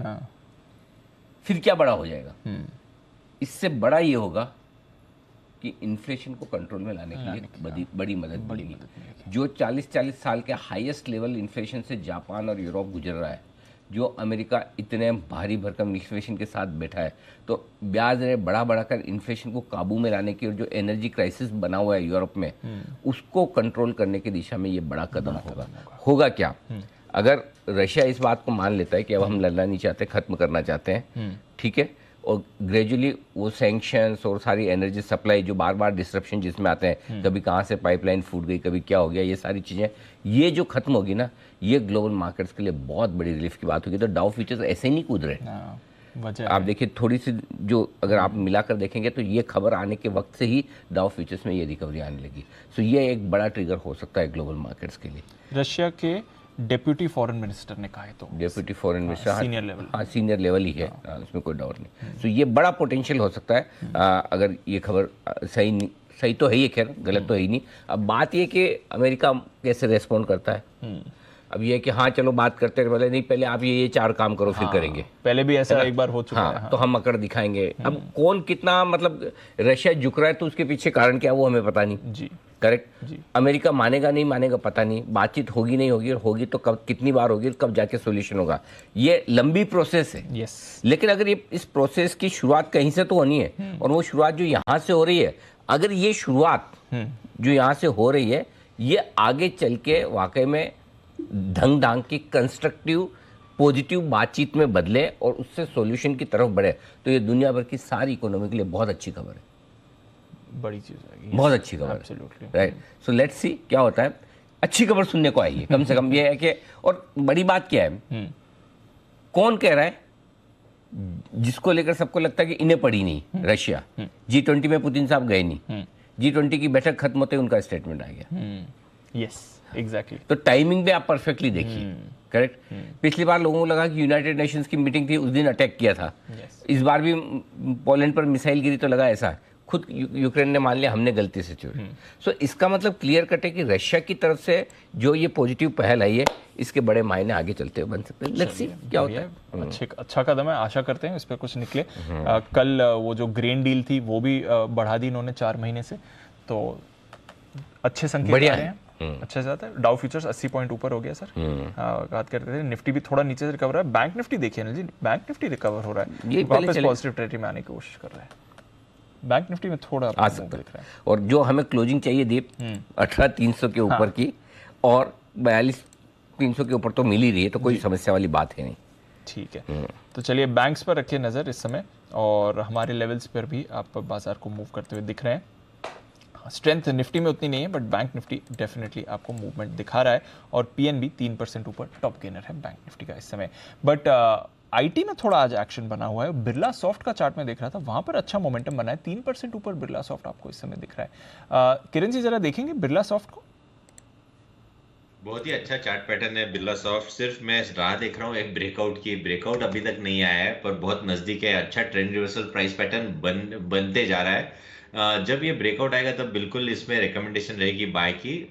अभी बहुत इंपॉर्टेंट रेजिस्टेंस के नजदीक आ गया है, पर जिनके पास लॉन्ग पोजीशंस है, एंटिसिपेशन में जिन्होंने लिया है, उनके लिए लॉन्ग पोजीशंस रखने की सलाह होगी। कैश में सॉरी एक्सक्यूज मी, आपका स्टॉप लॉस 281 का रहेगा, और मैं मानता हूँ ये 300 की ओर चलते नजर आ जाना चाहिए आते दिनों में। गिरते हुए बाजार में जिस स्टॉक में स्ट्रेंथ है वो अच्छे बाजार में ज्यादा आउट परफॉर्म करता है, ये हमेशा देखा गया है।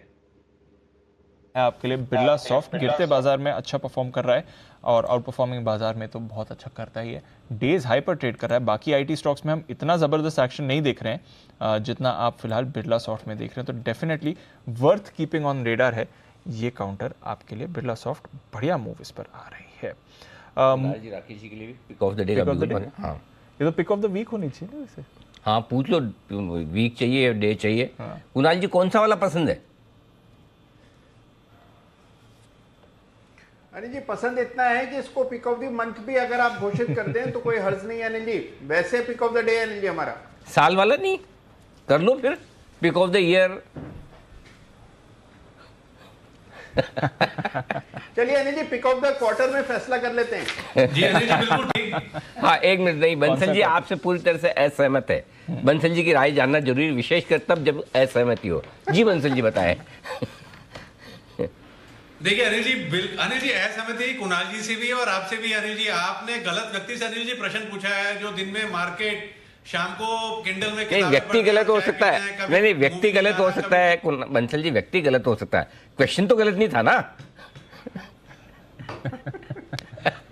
नहीं अनिल जी, वही तो मैं कह रहा हूँ। आपने आप देखिए अदानी इंटरप्राइजेस, अनिल जी हमने पिक ऑफ द ईयर में दिया था, अदानी टोटल गैस दिया था, टाटा स्टील दिया था। अनिल जी स्टॉक 2-3 गुना हुए हैं। जैसे अभी आशु जी कह रहे थे ना, लंबे लंबे टारगेट नहीं देते। और पीएनबी में भी अनिल जी हम 1 साल की कॉल दी हुई है, 90 रुपए के टारगेट बाय जून 23। पीएनबी में भी 1 साल की कॉल दी हुई है। तो यहाँ पे भी अनिल जी आप 1 ईयर का बिल्कुल बजवा दीजिए पीएनबी के अंदर भी। ओके तो पीएनबी पर रखिए नजर। और अब कौन सा स्टॉक है रेडार पर, ये जानते हैं। आइए पिक ऑफ द डे का बिगुल राकेश जी कुणाल जी के लिए।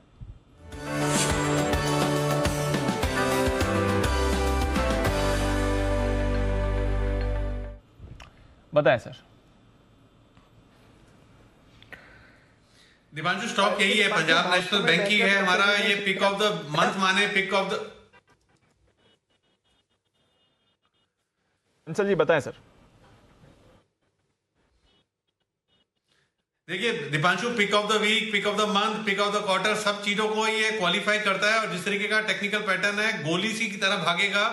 जो नियर टर्म में देखें तो 55-56 के लेवल है, और 1 साल का भाव देखें तो यहाँ पर 90 रुपीज के लेवल देखने को मिलेंगे। तो पीएनबी में हर नजरिए से ओवरवेट खरीदारी की राय है। ओवर टू कुणाल जी। देखिए चार्ट बहुत ही दमदार है दीपांशु, और स्टॉक में एक मेजर ब्रेकआउट हुआ है। मैंने और राकेश जी ने कई बार पहले भी खरीदारी की राय दी है, दोबारा दोहरा रहे हैं, और उसकी वजह है कि के ऊपर एक चार्ट पर तो यहाँ चले। बंसल जी आप ही जरा लेवल्स बता दें, कुणाल जी का थोड़ा नेटवर्क वीक है। टारगेट और स्टॉप लॉस सर। दीपांशु थोड़ा नहीं, पूरा ही नेटवर्क वीक है, मेरे को खुद सुनाई नहीं दे रहा था। तो पीएनबी में खरीदारी की राय है। और यहाँ पे दीपांशु अगर कोई बड़ा नजरिया बना के होल्ड कर रहा है तो यहाँ पे थोड़ा सा बड़ा स्टॉप लॉस लगाना चाहिए। टेक्निकली अगर हम देखें तो 43.5 के नीचे की क्लोजिंग आए तब निकलने की राय है। और पहला टारगेट यहाँ रखना चाहिए 55-56 का। बड़े टारगेट्स हमारे हैं 90 रुपीज के, तो 55-56 के टारगेट के लिए 43.5 के स्टॉप लॉस के साथ खरीदारी की राय है। बड़ा टारगेट कौन सा बोला सर आपने? बड़ा टारगेट दीपांशु 90 रुपीज का है। डबल? जी दीपांशु डबल होगा। चीपेस्ट पीएसयू बैंक है। आप पूरा प्राइस टू बुक वैल्यू पे देखें, सारे पैरामीटर्स पे देखें, सारी दिक्कतें इनकी खत्म हो रही हैं जो चौकसी जी और नीरव मोदी जी की वजह से था।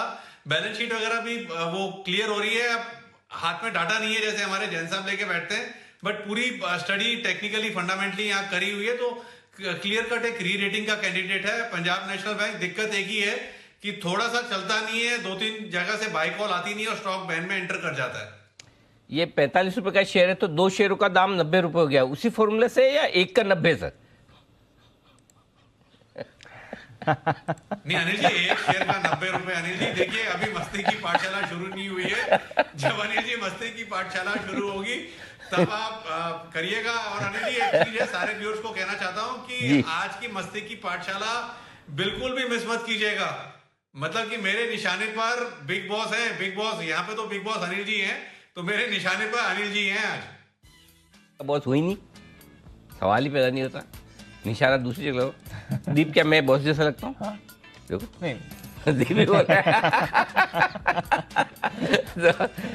इतनी बंसल जी कितनी तो छूट है आप सब लोगों को। आशु जी घनघोर बंदी बोलते हैं छूट है, आप घनघोर तेजिए। आशु जी देखो अभी अभी आपके सामने 45 रुपए वाले शेयर का 90 रुपए का टारगेट दिया। मैंने कुछ बोला आशु जी इनको? नहीं बोला नहीं जी। हाँ तो इतनी छूट है फिर भी। चलिए कोई बात नहीं, लेकिन आज मैं निशाने पे हूँ मस्ती की पाठशाला, मैं भी तैयारी कर लेता हूँ अपनी। हाँ लेकिन बता दें आप सबको कि थोड़ी देर में मस्ती। जी जी जी जी जी जी कुणाल जी कुछ कहना चाहते हैं? जी कुणाल जी।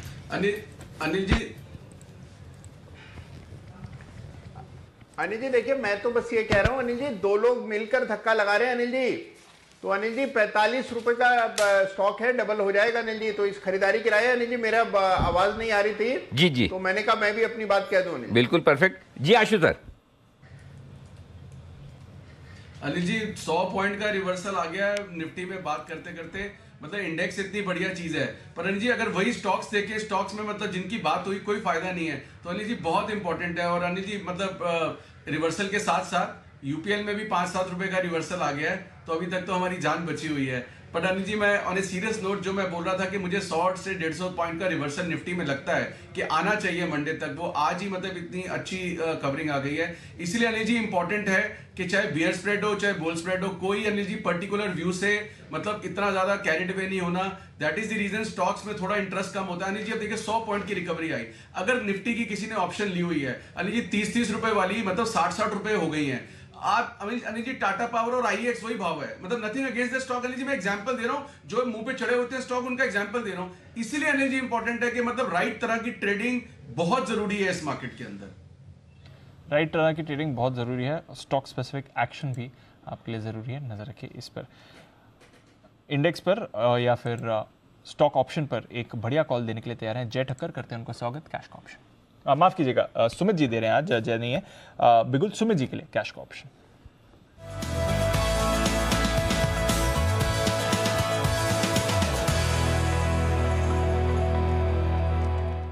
बताएं सुमित जी। दिपांशु, कैश का ऑप्शन में स्टॉक स्पेसिफिक ऑप्शन है और जो स्टॉक में मेरे को लग रहा है कि अगले हफ्ते तक एक बढ़िया मोमेंटम देखने को मिल सकता है वो आईटी स्टॉक है। 1099 का अभी भाव चल रहा है। स्टॉक का नाम है HCL टेक। HCL टेक के अंदर लोअर लेवल से एक smart recovery, smart bounce back देखने को मिल रहा है और अभी क्लोजिंग सेशन में उसका कल का डे हाई ब्रेक हो रहा है। तो मेरे को लग रहा है कि ये स्टॉक नेक्स्ट वीक में परफॉर्मेंस दिखा सकता है ऊपर का। यहाँ पे ऑप्शन के जरिए 1100 वाला कॉल 10 रुपए 50 पैसे पे अभी ट्रेड कर रहा है, इसको लेने का सलाह रहेगा। 5 रुपए का इसके अंदर नीचे में स्टॉप लॉस लगाएं। HCL टेक में मेरे को लगता है कि ऊपर में एक बढ़िया मूव में 1115 और 1125 ये लेवल इमीडिएटली ट्रेडिंग के लिहाज से देखने को मिलेगा और ये टारगेट अचीव होते हैं तो और भी ऊपर का रैली देखने को बन सकता है। इसके लिए 1100 वाला कॉल अभी खरीदारी करें। ऊपर में इसका टारगेट बनेगा 16 रुपए से लेके 20 रुपए तक का। 5 रुपए का स्टॉप लॉस लगाना है, 10:30 के आसपास खरीदारी करना है। 16 से 20 का टारगेट बनेगा 1100 के कॉल का HCL टेक का। तो ये है आपके लिए HCL टेक जिस पर करनी है खरीदारी किराया। आईटी काउंटर्स थोड़ा एक्शन में आ रहे हैं और HCL टेक थोड़ा एक्टिव भी आपको होते दिख रहा है। बाजार बढ़िया एक्शन में आ रहा है। निफ्टी सिर्फ 25 पॉइंट नीचे, बैंक निफ्टी पर रखिए नजर, पॉजिटिव टेरिटरी में आने की बिल्कुल तैयारी में है। 200 पॉइंट की रिकवरी पिछले कुछ मिनटों में आपने बैंक निफ्टी में बनती हुई देखी है। जबरदस्त रिकवरी है। डाउ फ्यूचर्स डेज हाई पर है 100 अंक ऊपर, नैस्डैक फ्यूचर्स डेज हाई पर है 50 अंक ऊपर। 300 के नीचे बंद नहीं होना है, 300 के नीचे बंद नहीं होना है। ये खूबसूरती है बाजार के लेवल्स की देखिए। और बैंक निफ्टी भी थोड़ा और जोर लगाए तो हो सकता है 42,500 के ऊपर ही बंद हो जाए, लेकिन 42,450 के भी ऊपर बंद होता है तो बुरा नहीं है। देखिए तो बढ़िया ग्रीन में आ चुका है बैंक, और इसीलिए हम कह रहे थे कि ये जो इवेंट खबर छोटी सी थी लेकिन दीप उसके इम्पैक्ट बड़े हो सकते हैं आगे चल के, क्योंकि किसी भी बड़ी चीज़ की शुरुआत तो छोटी सी ही होती है ना जी। तो क्या पता ये फाइनल रेजोल्यूशन की तरफ से एक बीज बोया गया हो आज। लंबे समय बाद कोई रशिया के या यूक्रेन के या अमेरिका, कोई भी जो इनमें इन्वॉल्व पार्टी है, उनकी तरफ से ढंग के आदमी की तरफ से ढंग का बयान आया हो बिल्कुल सर, मामले को सुलझाने के लिए। तो जिंदगी भर तो लड़ेंगे नहीं, कभी तो बैठ के सुलझना ही है। तो हो सकता है आज का आज नहीं कह सकते कि ये बड़ा होगा नहीं होगा, लेकिन उस दिशा में पहली चीज़ जो हुई है वो इम्पोर्टेंट है। और इसीलिए बाजारों का रिएक्शन शार्प, चाहे वो आप हमारे बाजार देख लें, डाउ फ्यूचर्स देख लें, उस पर आता हुआ दिखा है। समझ गया। तो चलिए बड़ा एक्शन आ रहा है, डाउ फ्यूचर्स रिकवर हो रहे हैं, हमारे बाजार रिकवर हो रहे हैं, डेज हाई पर आप ट्रेड कर रहे हैं और बैंक निफ्टी में तो शानदार रिकवरी है इस समय। एक स्पेस जहां पर आपको करनी है फोकस और वो है गेमिंग इंडस्ट्री। बड़ा डेवलपमेंट यहाँ पर हो रहा है, एक रिपोर्ट भी आई है, आगे के पाथ की बात कर रही है और कैसे ये सेक्टर बड़ी ग्रोथ के लिए हो रहा है तैयार। आइए समझते हैं इस रिपोर्ट को। कुशल है हमारे साथ तैयार। कुशल बताइए क्या चल रहा है गेमिंग इंडस्ट्री में। बिल्कुल, तो टीम लिस्ट डिजिटल की एक रिपोर्ट आती हुई दिखी है और इसके अनुसार यहाँ पर आगे चलकर यानी कि FY 27 तक जो गेमिंग इंडस्ट्री है वो ऑलमोस्ट 3 से 4 गुना तक बड़ी हो सकती है। वैसे भी अगर हम पिछले 3 से 4 सालों का ट्रैक रिकॉर्ड देखें तो गेमिंग इंडस्ट्री ऑलमोस्ट 2 से 2.5 गुना बढ़ती हुई दिखी है। इनफैक्ट FY 23 में भी हम एक्सपेक्टेड है कि यहाँ पर 20 से 30% तक की ग्रोथ आपको देखने को मिलेगी, यानी कि लगभग अभी जो मौजूदा इंडस्ट्री की साइज FY 23 में लगभग 15 से 20 हज़ार करोड़ रुपए की है, वो बढ़कर 70 से 75 हज़ार करोड़ रुपए भी हो सकती है। इनफैक्ट यहाँ पर अगर आप गेमिंग इंडस्ट्री के डेटा देखें तो 2017 में जहाँ पे 30 से ज़्यादा यानी कि 30+ यहाँ पर गेमिंग कंपनीज थी, अब ये आंकड़ा 2022 में 900 प्लस कंपनियों का हो गया है। तो 30x ग्रोथ हमें यहाँ पर देखने को मिली है। इनफैक्ट यहाँ पर आप देखिए जो मोबाइल गेम डाउनलोड्स हैं वहाँ पर भी 2.5x की ग्रोथ होती हुई दिखी है। 650 करोड़ गेम डाउनलोड्स होते हुए दिखे थे FY20 में, और ये आंकड़ा 2 साल में ही अचीव होता हुआ नजर आया है। तो डेफिनेटली जितने भी यंगस्टर्स हैं उनका क्रेज तो इसमें बढ़ ही रहा है, गेम डाउनलोड्स हो रहे हैं। एंड इसमें जो मोस्ट इंपॉर्टेंट कंपनियां हैं जैसे नज़ारा टेक्नोलॉजीज़ है, जिनका ई स्पोर्ट्स में काफ़ी बड़ा जो है इनका रेवेन्यू शेयर आता है। साथ ही आप देखिए जो रियल मनी गेमिंग है ड्रीम 11 टाइप की, यहाँ पर भी ये स्पेस में भी काफ़ी सारी इन्वेस्टमेंट्स आती हुई दिख रही है। तो नज़ारा टेक्नोलॉजीज़, ऑन मोबाइल ग्लोबल और डेल्टा कॉप तो डेफिनेटली है ही। तो इस वजह से गेमिंग इंडस्ट्री जिस तरह की रिपोर्ट प्रोजेक्ट कर रही है, इन सभी स्टॉक्स पर बड़ा इम्पैक्ट आगे आता हुआ दिख सकता है। तो बड़ा इम्पैक्ट इन सभी स्टॉक्स पर आ सकता है। डेल्टा तो खैर एक रेंज में अटका हुआ है जब से बायन में आया है और कुछ करने के मूड में नहीं है, बट बड़ा एक्शन आज नज़ारा के चार्ट में आ रहा है। यहाँ पर ज़बरदस्त तेज़ी बनी हुई है, 605 के लेवल आप नज़ारा में इस समय देख रहे हैं। मुदित जी ज़रा नज़ारा टेक का चार्ट देखें, डेज हाई पर ही ट्रेड कर रहा है, 7% ऊपर सर। दीप स्टॉक में लो से जरूर बाउंस बैक देखने को मिला है। कल एक रिवर्सल कैंडल था और उसके बाद आज के सेशन में बाउंस बैक आ रहा है, लेकिन अभी भी जब तक 625-630 के लेवल को नहीं निकालता तब तक फ्रेश बाय करने की तो सलाह नहीं देंगे। अगर पोजीशन है तो 595 के स्टॉप लॉस से आप होल्ड करके चल सकते हैं। 620-625 के ऊपर अगर क्लोजिंग देखने को मिलती है और ये लेवल सस्टेन कर पाता है तो फिर उसके बाद 660-670 तक के अपसाइड मूव नजर आते हैं। दीप यहाँ पे एक बिगुल की और गुजारिश है। आइए बिगुल मुदित जी के लिए, मुनाफे वाले मुदित।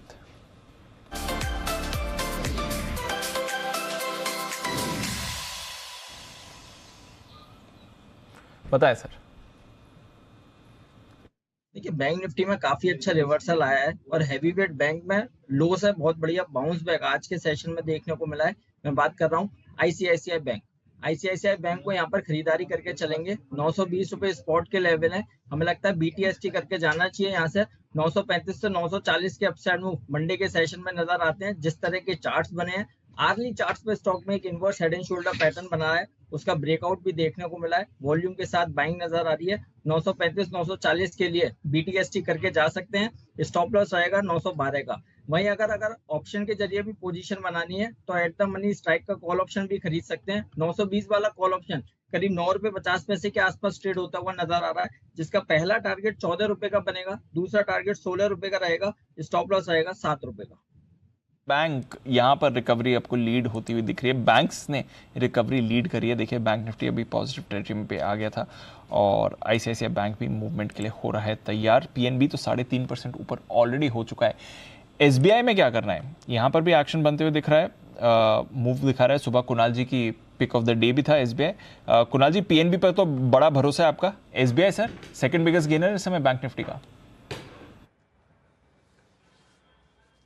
देखिए एसबीआई तो बिल्कुल साफ एक ब्रेकआउट आता हुआ चार्ट पर दिख रहा है दीपांशु, और मुझे लगता है कि हालांकि देखिए इसकी गति जो है वो बाकी पीएसयू स्टॉक्स के मुकाबले कम रहेगी, और उसकी वजह यह है कि ये बड़ा स्टॉक है, तो जिस तरह की तेजी आपको यूनियन बैंक, इंडियन बैंक में देखने को मिल रही है उसका मुकाबला ये नहीं कर पाएगा। लेकिन इसकी ट्रेजेक्ट्री पॉजिटिव है और इसमें अब एक बड़ा बेस मुझे 590 के आसपास बनता हुआ दिख रहा है। तो मुझे पूरा कन्विक्शन है कि स्टॉक में आपको 625-630 के लेवल्स दिखेंगे, तो जिन्होंने लिया हुआ है होल्ड करें फिलहाल। ओके तो ये है आपके लिए एसबीआई जिस पर आप पोजीशन होल्ड करिए, बड़ा एक्शन इस पर बन रहा है। सिमी जी की भी आई थिंक एक पिक है, बिगुल सिमी जी के लिए, सिमी के नॉन स्टॉप शेयर्स।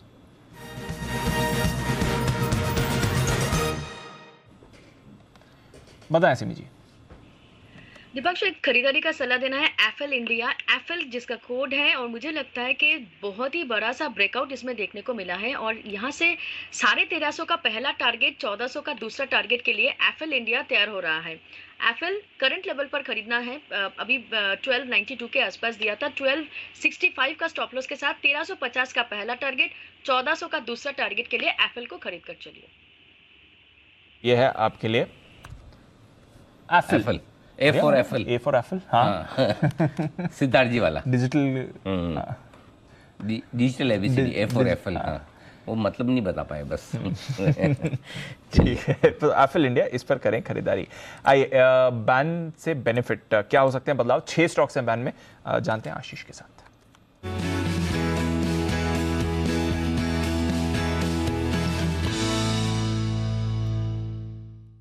बताएं आशीष, कुछ बदलाव होंगे, अच्छे के अच्छे बने रहेंगे? दीपांशु, बदलाव तो होंगे, एंट्री तो कंफर्म होगी है। पीएनबी यहाँ पर अगर आप देखें तो मार्केट वाइड पोजीशन लिमिट अब बढ़कर हो गई है 118%, कल 85% थी, तो तेजी से पोजीशंस यहाँ पर बढ़ी है। पीएनबी ने तो पक्का कर दिया कि बैन में आएगा, लेकिन एग्जिट की पॉसिबिलिटी 6 में से किसी की लग नहीं रही है। जिनकी पोजीशंस कम है एक बार आपको बता देता हूँ, बलरामपुर चीनी 80% से नीचे नहीं आया, अभी 82.8% है। BHEL है करीब करीब आप समझ लीजिए 84 है, तो BHEL का तो चांस नहीं है। बलरामपुर चीनी तो भी नज़र रख सकते हैं, 83% है, राउंड फिगर तो देखना होगा। 3 पोजीशंस अगर 3% घटती हैं तो हो सकता है कि बैन से आ जाए। बाकी PNB तो फ्रेश एंट्री ले रहा है, बाकी के जो स्टॉक हैं वो तो बैन में बने ही रहेंगे। तो ये है आपके लिए राय, PNB एंट्री के लिए हो रहा है तैयार, ये बड़ी खबर आ रही है इस समय। चलिए देखेंगे क्या करना है PNB पर, एक्शन इस पर बन रहा है। आइए आखिरी 10 मिनट और रिकवरी वाला बाजार, क्या करके जाना है वीकेंड के लिए, क्या करनी है तैयारी मंडे के लिए, अनिल जी की फाइनल मार्केट स्ट्रैटेजी।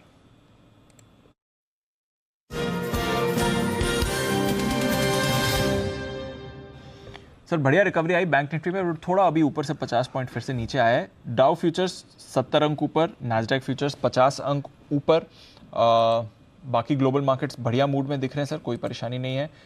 रशिया के कमेंट्स आ गए हैं, देखते हैं यूएस कैसे रिस्पॉन्ड करता है। हम क्या करके जाए सर? तेजी आ गई वापस, थोड़ी रिकवरी आई, मूड तो अच्छा हुआ है, डेफिनेटली अच्छा हुआ। क्यों आई? स्टेटमेंट्स देखो दीप, मजबूती के 2 तरीके होते हैं जी। आपको कैसे बाजार की मजबूती भापनी चाहिए।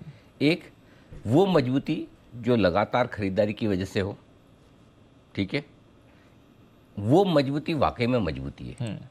यस करेक्ट, कि मार्केट में आपका मूड तेजी करने का है, स्टॉक खरीदने हैं। एक मजबूती वो होती है जो अचानक से कोई ऐसी खबर आए जो शॉर्ट कवरिंग करवा दे, और जो लोग बेचना चाहते हैं वो एक बार हाथ रोक ले, या जो लोग बेच चुके हैं, शॉर्ट कर चुके हैं, खबर आई नहीं गलत कर दिया, काट लेते हैं।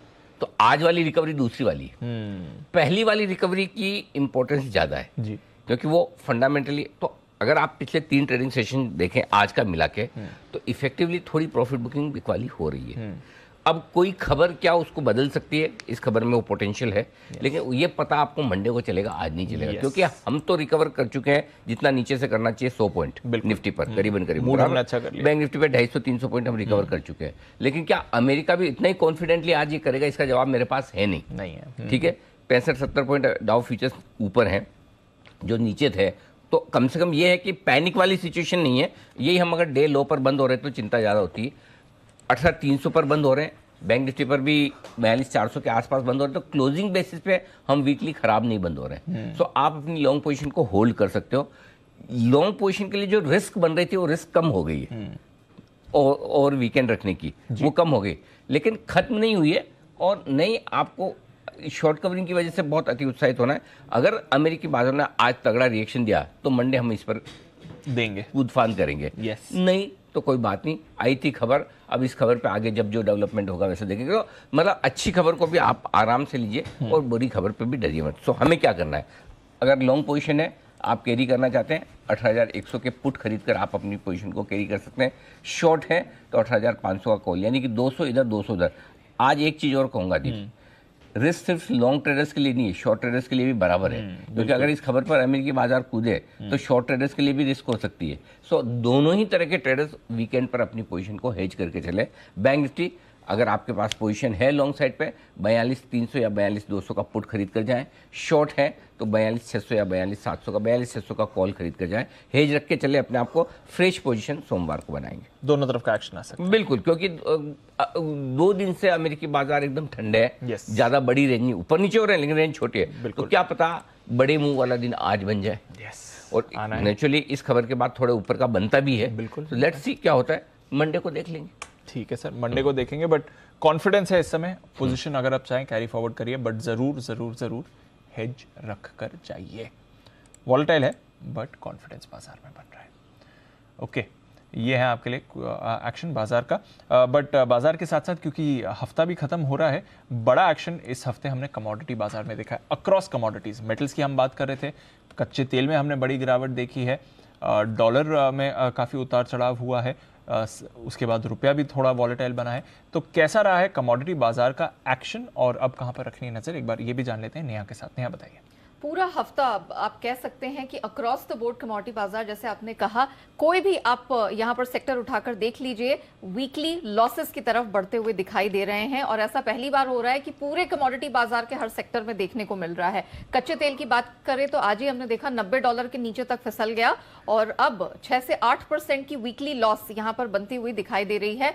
हमने आज दिन के दौरान भी काफी एक्सपर्ट से बात की थी, मानना है उनका कि बायस थोड़ा सा गिरावट की तरफ ही है, मतलब कच्चे तेल में और कूल ऑफ दिखेगा। मान के चल रहे हैं कि यहां से और 5 से 10% तक का करेक्शन छोटी अवधि में देखने को मिल सकता है। मेटल्स की बात करें, चीन में कोविड केसेस हैं, जो नए कोविड केसेस है 7 महीने के हाईस पर चले गए हैं। इस वजह से मेटल की डिमांड भी काफी प्रेशर में दिख रही है। कॉपर के जो चीन में प्रीमियम है वो कई महीनों के निचले स्तर पर आ गए हैं, डिमांड यहां पर काफी कम है। जिंक, निकल, एल्यूमिनियम, सबकी कीमतें यहां प्रेशर में आई हैं। चांदी की कीमतें 1 से 1.5 हफ्ते के लोस पर दिखी, एक समय $21 के भी नीचे फिसल गई थी। एग्री कमोडिटीज की पिटाई हुई और उसका सबसे बड़ा कारण ये रहा है जो ब्लैक सी ग्रेन डील है 19 नवंबर यानी कल वो खत्म होने वाली थी, अब वो 4 महीने से बढ़ा दी गई है। तो सप्लाई को लेकर जो टेंशन बन रही थी वो अब फिर से ईज ऑफ होती हुई दिखी है। डॉलर इंडेक्स है, कोई क्लैरिटी मिलती दिख नहीं रही, थोड़ी रिकवरी थी, उस वजह से एक प्रेशर बनता दिखा है।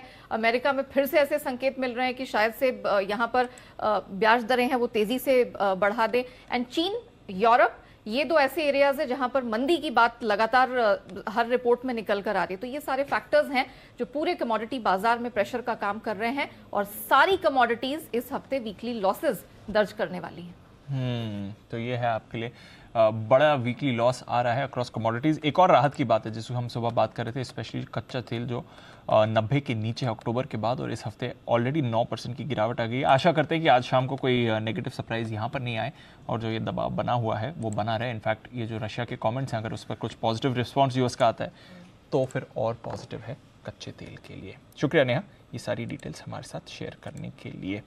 क्लोजिंग की तरफ बढ़ रहे हैं और एक्साइटिंग हफ्ता रहा है, इवेंटफुल वीक रहा है। एंड ऑफ सेशन देखते हैं कहाँ पर जाकर बाजार बंद होते हैं। हिंडाल्को ये काउंटर था, काफ़ी एक्टिव रहा। मेटल्स की बात निकली, एक बार किरण जी से हिंडाल्को के चार्ट पर राय लेना चाहूँगा। किरण जी, इस हफ्ते तो हिंडाल्को में हमने पिटाई देखी, 440 के लेवल पर क्लोजिंग कर रहा है, क्या करके जाना है सर अगले हफ्ते के लिए? दीप, कुछ नहीं करना है। मुझे लगता है कि ये एक रेगुलर करेक्शन था एक अच्छी मूव के बाद। इधर ही पिछला स्विंग टॉप इन्हीं लेवल्स के आसपास था, तो मेरा मानना है कि 435 के नीचे की क्लोजिंग नहीं आई, ये बहुत अच्छी बात है। वापस एक बार हम एक पुल बैक देखने को मिल सकते हैं और 450 के ऊपर अगर ये नेक्स्ट वीक की क्लोजिंग मिलती है तो मेरा मानना है कि नई दिशा इस स्टॉक में देखने को मिलेगी।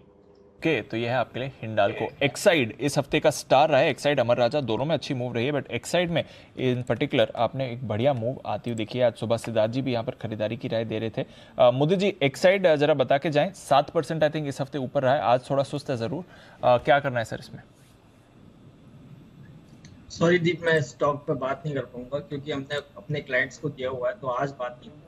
Okay, no problem. Simi ji, जरा एक बार आप चार्ट देख लें एक्साइड की, अच्छी मूव के बाद अगले हफ्ते भी ये मोमेंटम बना रहेगा?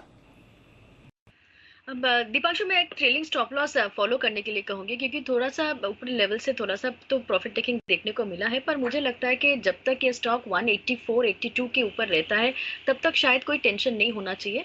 तो मुझे लगता है कि करंट लेवल से खरीदने का जरूरत नहीं है नया, पर नेक्स्ट वीक तक होल्ड करना चाहिए। 180 के नीचे स्टॉप लॉस मेंटेन करना रहेगा। अगर बहुत ही छोटा सा नजरिया है तो मतलब बहुत ही शॉर्ट टर्म के लिए किसी ने लिया है तो 180 का स्टॉप लॉस के साथ कैरी कीजिए नेक्स्ट वीक तक। ओके, एक क्विक बिगुल सुमित जी के लिए, सुमित का सुपर हिट।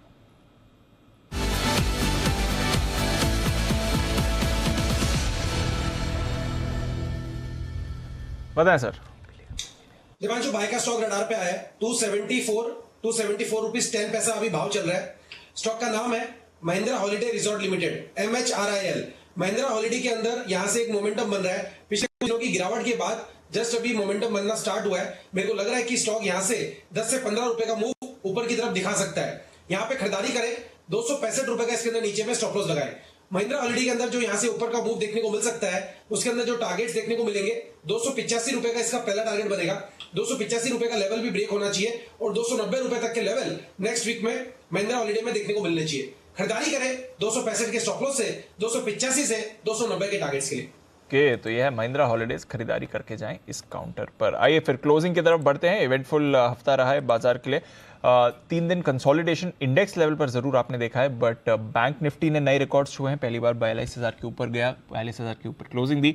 निफ्टी लगातार 18,300 18,400 पर आपको ट्रेड करते हुए दिख रहा है, तो उस हिसाब से इंडेक्स भी ठीक ठाक ही रहा। आज एक बार फिर से थोड़ी सुस्ती जरूर थी, एकदम सपाट बंद होने के लिए तैयार हो रहे हैं हमारे बाजार। सहारा गिने चुने नाम नहीं दिया है निफ्टी पर। HCL टेक, HUL दोनों टॉप गेनर्स थे। इन्फोसिस SBI में खरीदारी थी। कोटक बैंक इस हफ्ते 3.5% ऊपर, आज आधा % ऊपर गया। HDFC limited, axis, ICICI bank, यहां से सहारा, TCS और रिलायंस इंडस्ट्री भी सपाट रहे। गिरावट ऑटो काउंटर्स, M&M और बजाज ऑटो टॉप लूजर्स पर, मारुति, आइशर यहां पर भी आपने वीकनेस बनती हुई देखी। हीरो मोटोकॉर्प भी कमजोर था। ITC में गिरावट रही। इंडसइंड बैंक वीक था। बजाज फाइनेंस, सिप्ला, कोल इंडिया, टाटा कंज्यूमर यहां पर भी आपने गिरावट देखी। UPL यहां पर भी आपने थोड़ी वीक क्लोजिंग ही देखी है। वायदा कारोबार की तरफ आए, NMDC 5% ऊपर, कोटक के अपग्रेड के बाद। बिरला सॉफ्ट जबरदस्त खरीदारी। PNB हाई कन्विक्शन, हालांकि वायदा कारोबार के बैन में आने की पूरी तैयारी है इस काउंटर की। MGL IGL दोनों में एक्शन रहा। इंटरग्लोब, बलरामपुर चीनी, कोलगेट, ICICI लोम्बार्ड, वेदांता अगले हफ्ते डिविडेंड पर बोर्ड बैठक है। मेट्रोपोलिस IT रेड हुई थी इस हफ्ते। कोलगेट और PFC यहां पर जबरदस्त एक्शन। गिरावट में 5% नीचे ग्लेनमार्क, नवीन फ्लोरिन, मनापुरम, भारत इलेक्ट्रॉनिक्स, रेन इंडस्ट्रीज, सिटी यूनियन बैंक, हिंदुस्तान कॉपर और साथ ही इंडिया मार्ट, TVS मोटर्स और SRF यहां पर आपने वीकनेस बनती हुई देखी है। प्रोविजनल क्लोजिंग बाजार की आने की तैयारी में 18,300 के ऊपर प्रोविजनल क्लोज है और 42,420 के लेवल पर आप प्रोविजनल क्लोज बैंक निफ्टी का देख रहे हैं। चलिए मुझे कहें अलविदा। बिल्कुल। आप और पूरी टीम तो तैयार है सर मस्ती की पाठशाला? बिल्कुल, तो छोटा सा ब्रेक और ब्रेक के उस पार मस्ती की पाठशाला।